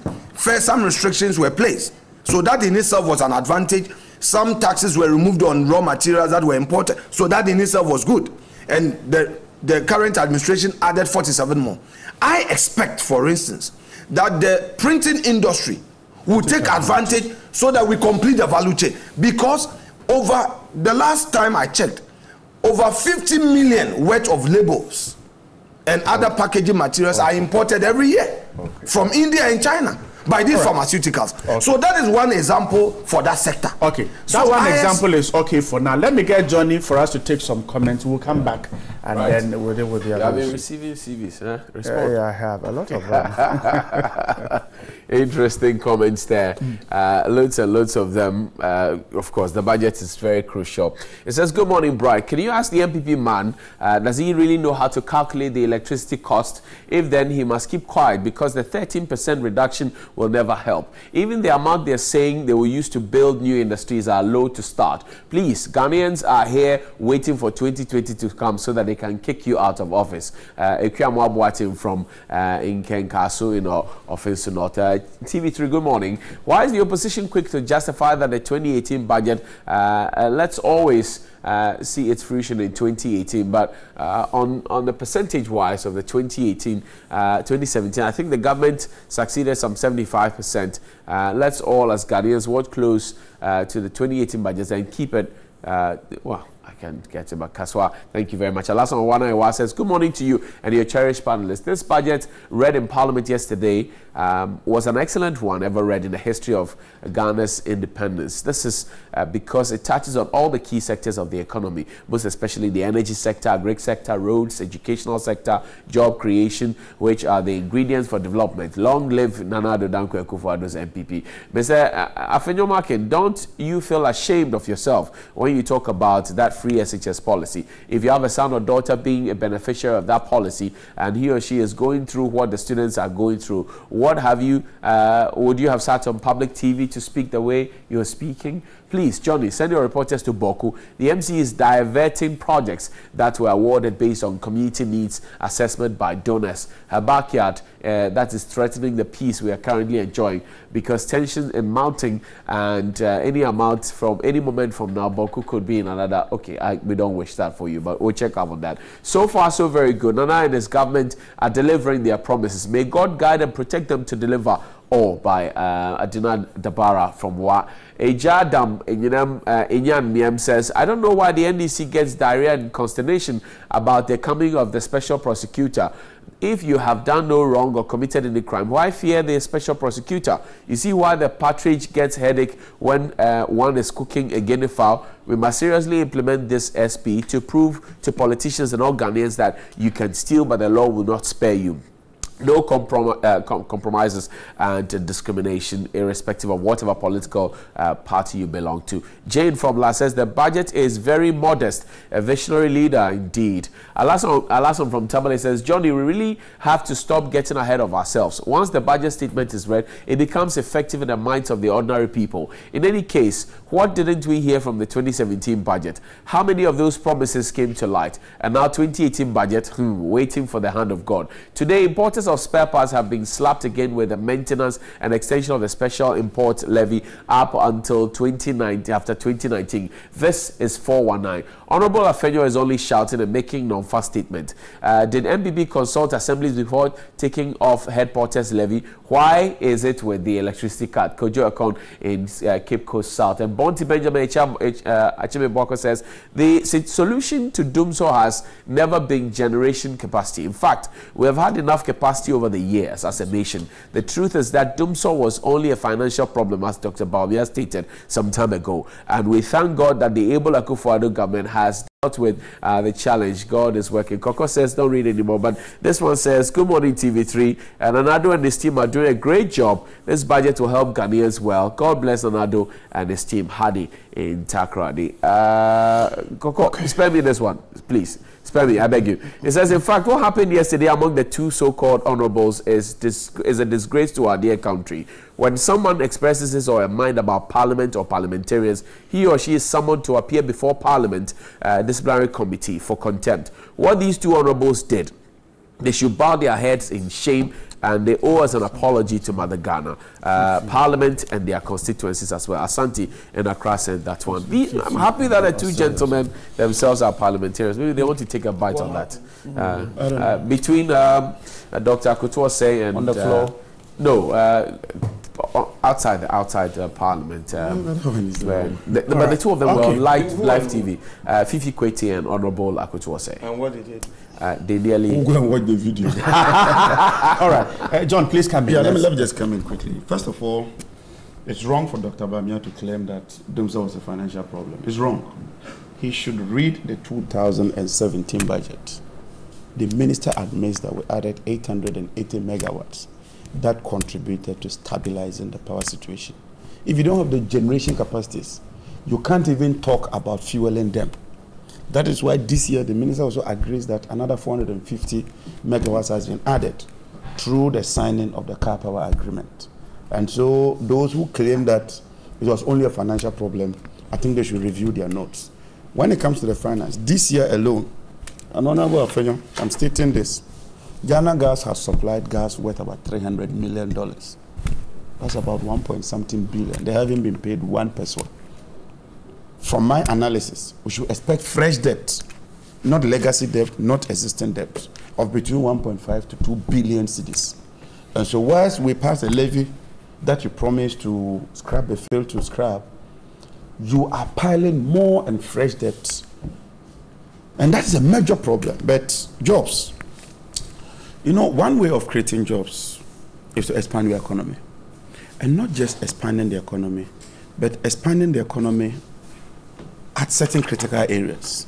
For instance, if you look at this year's growth rate, it's projected at 7.9. So you might think that is very, very good. And then you take it. But you must then go into it, dissect it, and determine what is happening in order to formulate policy.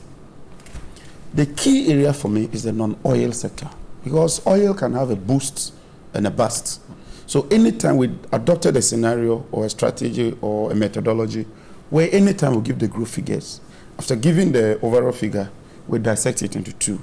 And say, this is our non-oil sector, this is our oil sector, so that we can mark our progress. Last year, 2016, our non-oil sector growth rate was 5%.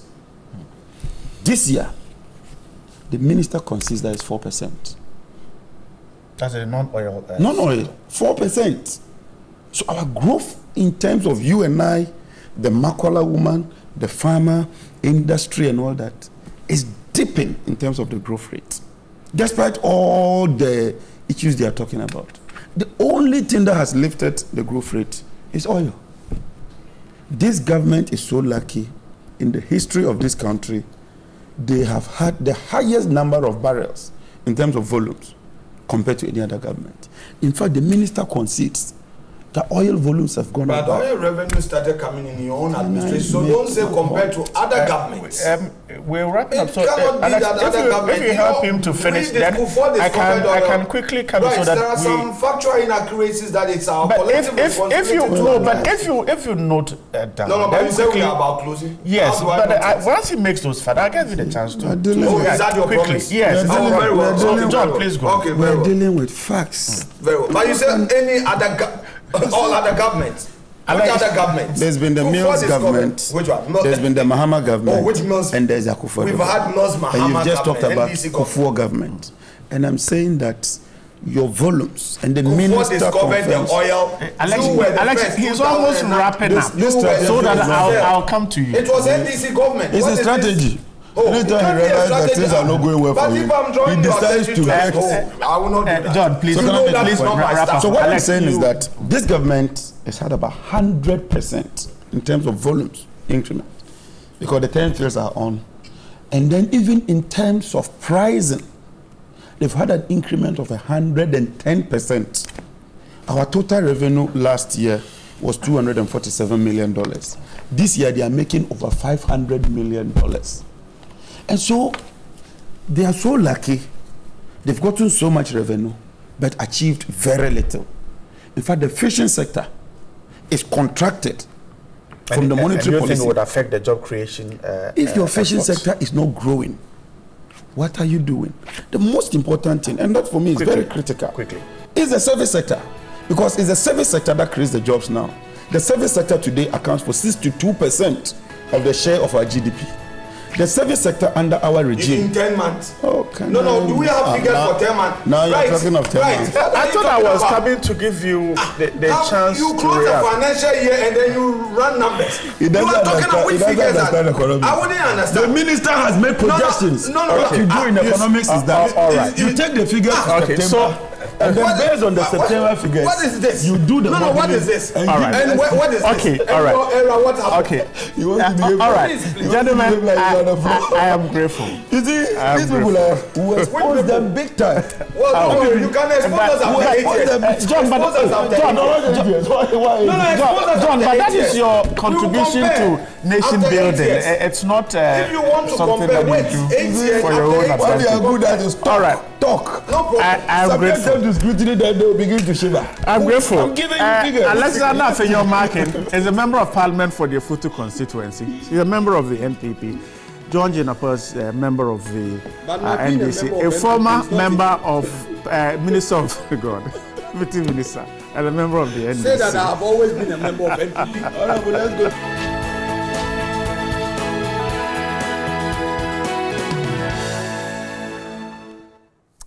They say water is life, and if you look around here, you'd find that I have some gadgets here, some equipment here. We'll talk about water purification because that's the stage we've gotten to at this point. You're never too sure what you're drinking, and sometimes the complications that come along with what you're drinking may be dire.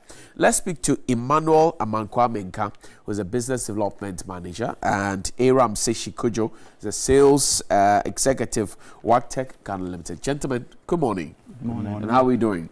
So what is this? Life Straw, that's what I see on it. Community, but what is it? What exactly is it? Life Straw is basically a household water purification system that helps us to treat our water before we take it. It takes out 99% of bacteria, virus, protozoa. So when we are using this, then you are sure of eliminating cholera, diarrhea, and even typhoid. Interesting. So how does this work? I'm curious about it. How does this work? You came here with the containers and you asked for dirty water. So we gave you sand and water. Okay. Then I've seen that you've put it. So how does it work? Run me by it. The dirty water we took, which you saw, is this. Okay. The system has a filter at the top. Okay. The size of this filter is 0.08 millimeter, meaning that any particle which is larger than 0.08 cannot go. Okay. Sometimes physical particles which you can see okay. when we pour the water inside. All right. With some physical particles. Okay. It will trap all the physical particles before it goes through the membrane. Okay. So it goes through a container here. Can you open it? I can open it. Okay, right. So that's the water. Okay, so that's the dirty water. Yes. That's the first stage. Okay. No, let's see that. Let's see the water. Okay. So there you have it. That's the dirty water. The dirty water. So it's filtered here, and then we have the residue in there, right? Yes. Good. Okay, then what happens to it? And from this point, it goes through a semi-permeable membrane. Okay. It's a haloed cartridge. Okay, so what we can see this one, we can see the second layer. Why can't we see the third one? So that you cannot easily tamper with it. Okay. Our idea is that it should filter dirt. So if you start tampering with it, you also introduce the dirt into the particle. Contamination. So what is inside this this royal blue container? It's a hollow membrane. Cathode filtration system. Right. Yeah, it works with the particle exclusion method. Okay. That's a 0.02 membrane filter that can take out even the smallest of viruses. Okay. That's 0.1. The smallest virus you have is a 0.1 micron. Okay. So when the water goes through here, the water is filtered. Okay. All particles are excluded. They don't go through the filter. Okay. And then the clean water goes here. Then you can drink. So what we have down here is clean water. Yes, please. I don't believe it. I don't believe it. Okay. I honestly don't, because this is dirty water in the strict sense of the word. This looks like something we saw in Dafiamako or any of those villages. So I don't believe in it.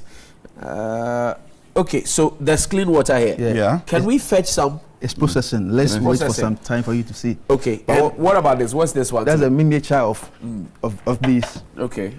You also have the dirty water inside. Okay. The water was poured through this plate. Take your time and do it so we can. Okay. The water was poured through this side. Okay, so that's like like this. Okay. Yes. And then it traps the particles. Okay. And it enters here at the dirty water. Okay. Make us see the okay. Okay. Okay. So and then it goes through the same process. It goes through the same process. And it's collected at this point. How much water can this hold? This can hold actually 50 liters of water. 50 liters? Yeah, 50 liters. Wow. You have 25 liters over here, you have 25 liters over here. Oh. So when you get the clean water side full, and then you fill this side, there's a continuous process. Okay. Okay. But then again, we have this small one to go. We call the live straw go. You can carry it along. So if you can see in here, we have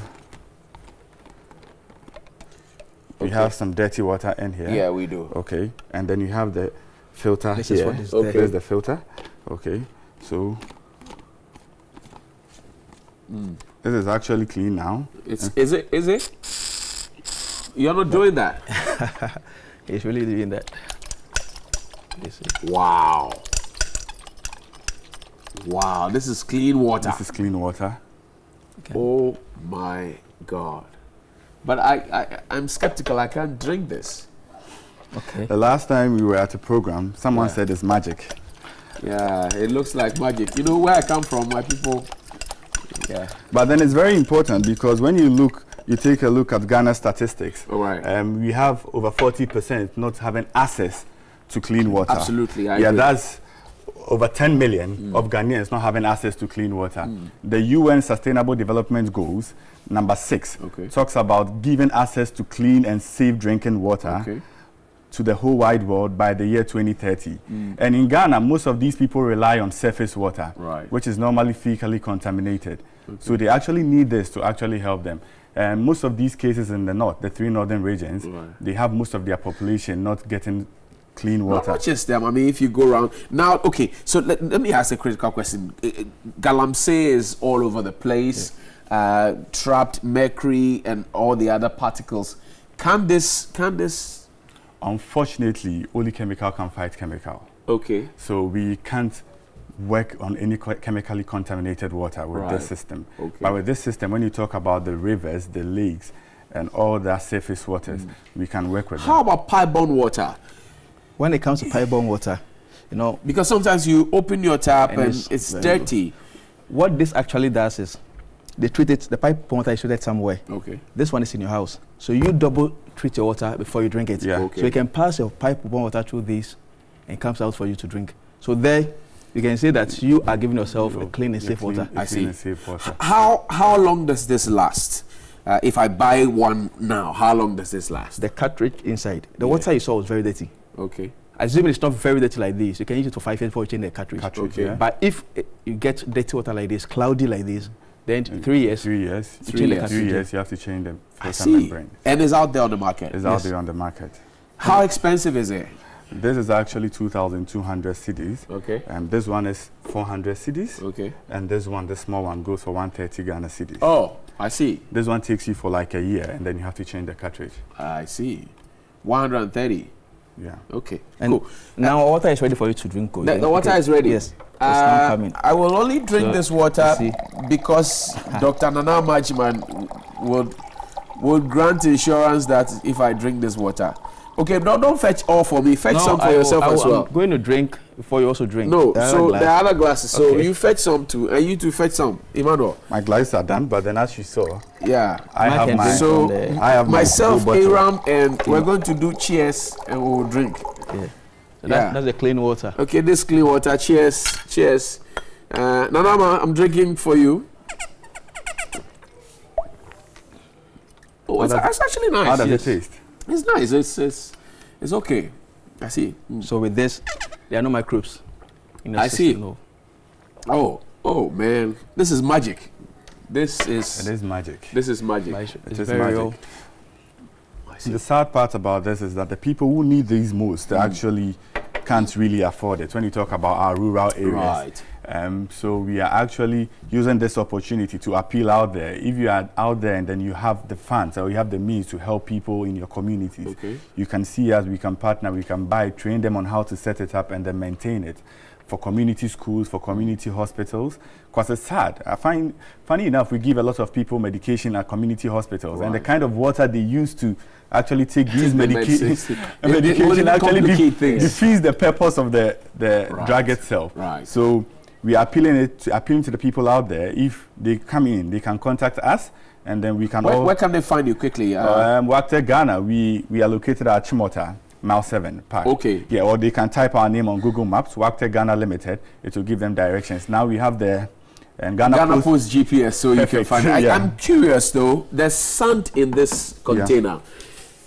How do you flush out the sand so that you can use it for another day? What happens is that the level of water is a bit low now. But what you can do is that when you drag this down, it picks the clean water to wash, to backwash the filter. That's the process. And there's a container down here. Yeah, I started dripping there. The container down you there. have to stop it because it's getting full so that it doesn't wet my studio. It won't get full. It won't get full. There's a container down here. That absorbs or collects all the contaminated water. So you can use a different glass. Let me use a different glass. Just pour it here. Let me see. That's the last one we're doing. Yeah. So you have a look at it. That's That's the dirty water, the one which. That's the filter. So that's it. Yeah. Guys, I'm grateful. Emmanuel Menka, grateful to you, and Mr. Sechi Kujo, grateful to you as well. And this is what we need. We need to drink clean water. So as you heard the appeal, we will push this agenda and try and get some help for those who actually need it. We'll be back after this break.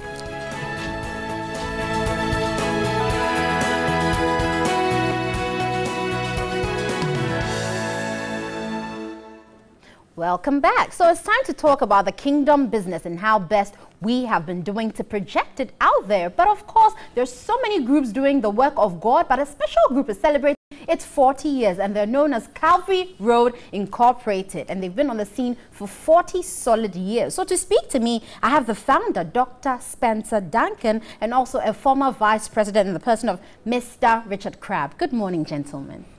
And welcome to TV3 New Day. Thank you. So indeed, you started off in 1977 and now we're in 2017. Congratulations to you as a group. But let's talk about what was the inspiration for forming such a group and what was its core mandate? Thank you very much. I believe that 1977, a group of young people with a burden and a desire to serve Christ decided to reach out to our people.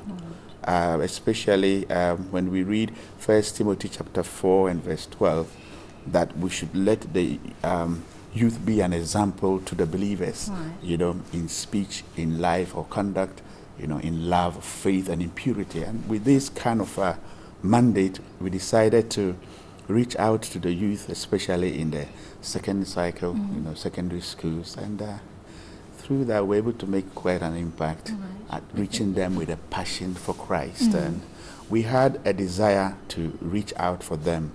It had nothing to do with prosperity. It had nothing to do with, you know, all the craze about things, amassing wealth. The wealthy things. But we had a message. We had a message, and the message was burdens are lifted at Calvary. And that many people responded to it. Looking at the condition at that time. Yeah. But would you say down the line, over the 40 years for you, Mr. Crabb, would you say the impact has been tremendous? And what you set out to look for, have you achieved that? Beyond our wildest dreams. We've, out of Calvary Road, has grown so many ministries. So many ministries. There are many people whom we grew up with, some who came after us, who now are heading their own churches. I mean, we can reel off names, you know. There's, they'll forgive me if I don't add all the new titles, but Ebenezer Mama Makwe, Living Streams, Dag Heward Mills, Lighthouse. You've got Dante Go of International Central Gospel Church, Nia Ponsan, Liberation Bible Church, Reverend Ambrose Asamoah, you know. on and on. But, you know, but those are the ministries that have grown out of Calvary Road. Right. But when you think of impact, you know, you think in terms of the values that were instilled in the people. Right. People who now are corporate leaders. Reverend Albert Okran came through Calvary Road, and he's impacting people not just in Ghana, you know, all over the world. Those are the things that we look back on, and we have a lot to thank God for. But when you look at the, you know, Christian scene as it is now, are you encouraged by, you know, your mandate in evangelism, in missions? Do you think the youth of today have the same passion with which you had to form this group? And do you think the message is going out there? I think the challenges that we face today are greater than the ones that we had. Right. We had challenges. During our time in the 70s, it was a time when we had afternoon jumps. You know, it was a time where music was a pop chain here and there. The youth, when they came from school, even at times some women were even afraid when the youth came because, you know, they had to take care of their husbands. Right. You know, so it was a very challenging time. But the passion that we had reached out to those people, and we saw a change within a period of time. That is a time where a lot of the youth were kind of dissatisfied with the mainline churches because their needs were not being met. Remember, during that time, there were no independent charismatic churches. Right. So we had a zeal, the word of God, and we reached out and were able to grab a lot of people and, you know, transform lives, you know, by renewal of their minds. And I believe that that helped. Today, it's a bit different. It certainly with the social media, a lot of exposures, the challenges are greater. And we would not just compare that time with this time. But what I would like to say is that there is a deviation, and the deviation is that our emphasis these days has been on prosperity. Certainly. And the person. And the person. So that instead of looking at the personal influence, we are looking at personal affluence. Right. And there's a difference. Influence is the ability to affect people based on your character. The affluence is the ability to affect people based on your wealth. So you want to follow me because I have a big car, I have a big house, and I think that is not the teaching of our Lord Jesus Christ. In fact, when you look at the Bible carefully, the Bible does not teach us to teach them prosperity. The Bible says, teach them to obey. So the issue is obedience. Right. In fact, when you look at Joshua chapter 1, 8 and 9, it said, this book of the law shall not depart out of their mouth, but thou shalt be careful to meditate upon it day and night. Right. And as you meditate upon it day and night, you will make your way prosperous and have good success. Yeah. So in fact, in our time, we believe that prosperity and good success are byproducts of our obedience. Right. And one issue of concern today is that while we focus on getting the word of God into the lives of people, now people are being told what the word of God says. Right. They're not reading the Bible for themselves, you see. So he says, my pastor said, or my leader said. It's not the word of God says, therefore my life will be guided this way. And that's something we need to recapture, because that's God's way. That's what, you know, Christ taught, you know. Certainly. But what are the highlights of CRI 40 years down the line? And you are celebrating your homecoming. So tell us about the program, what you plan to do, and how we can be part of it. Well, we've got CRI coming home to Ghana. That means we've come from all over, you know. So we've got people from the UK, US, we've got contact with our people in Brazil, Japan, you know, etc., etc. So last night, you know, we had a rehearsal of the singers. I mean, it was wild. 40-year-old, I mean, voices, 30-year-old voices. But yes, on Saturday, we're having a family day out at the Anagaso Ministry Training Center, Bible Institute Ministry Training Center in Mampong, Mampong. And it's from 10 o'clock till 4. And we're saying family because now we have 3 generations. Right. You know, parents, children, and some have grandchildren, you know. So we're bringing, and partly it's passing on the vision, you know, to the younger generation. You know, we started in our 20s and teens. We're in our 50s and 60s now. and the next generation has to take over. So there's one. On Sunday, we're having the grand, Thanksgiving service to be hosted by Harvest Chapel at the Tehillah Temple, the brand new Tehillah Temple, lovely place. And we're all at Abeka. Yes. We're all coming together. What time is that? That's 4 p.m. That's 4 p.m. on Sunday. Right. So everybody can go to their church and then, So whether you're in CRI or not, we can be there on Sunday. Oh, you can come because it's celebrating 40 years of God's goodness. This is our Ebenezer. God has brought us this far, and we want to give him all the thanks and praise. Certainly. So you heard it right here from NewDay concerning CRI at 40. So Saturday and Sunday, there'll be celebrations to commemorate what God has done for them as a group and also what God has done for Ghana as a whole, because of course they are Ghanaian. So once they're blessed, we will be blessed as well. But anyway, I've been speaking to Reverend Dr. Spencer Duncan, he's the founder, and Mr. Richard Crabb, he's a former vice president. That's all we have for you. We'll be right back here on NewDay to wrap up the show. Stay with us. We're back on there, man. Sometimes when the song is so good, man, you just groove and jam and dance to it, that kind of thing. But let me use that song as a platform to wish my big sister, Nana Ifya Chumberima Goka, a happy birthday. Stay blessed. Know that I love you, Charlie. You're the only girl in my corner, so how we for do out? She's trying to get jollof out of you. No, please, my sister won't cook jollof for me. I know that. But she would. I will make the jollof for you. You know how we do it. So love you. Happy birthday to you, Mrs. Goka. Enjoy. Bye. Today it's all on Julius. Yeah. Since you left the house. Over to you.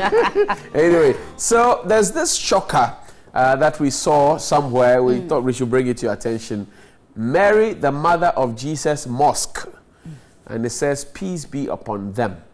How on earth can we possibly have Mary, the mother of Jesus Mosque? I mean, because Muslims don't believe in. They don't, do they? They don't believe. No. Unless we stand to be corrected, but from what we know from Islamic history, they don't believe in Mary being the mother of Jesus. They don't even have Jesus in their...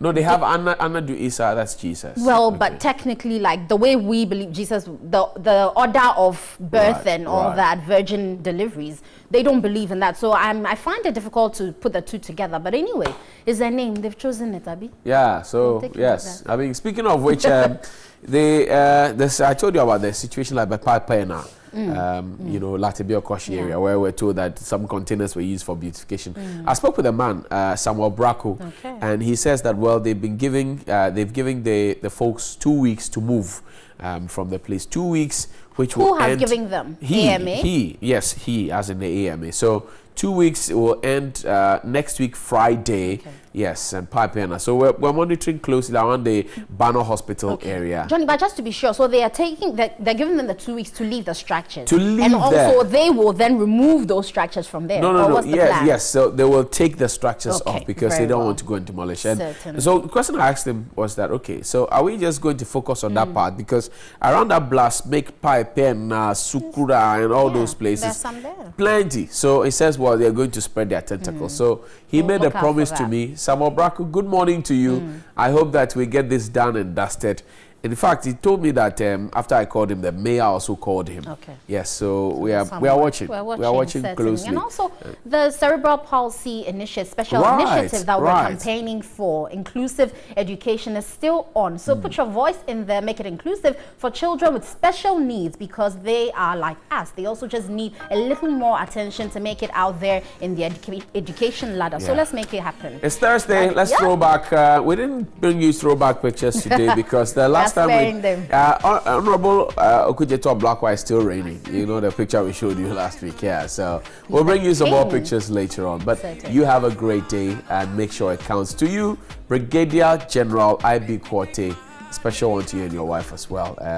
Again, to my sister. So if it's Brigadier General Korte, then his wife will be Major General Korte. Yeah, that's what they do. That's how they in military parlance. Yeah, the wife is always higher in rank.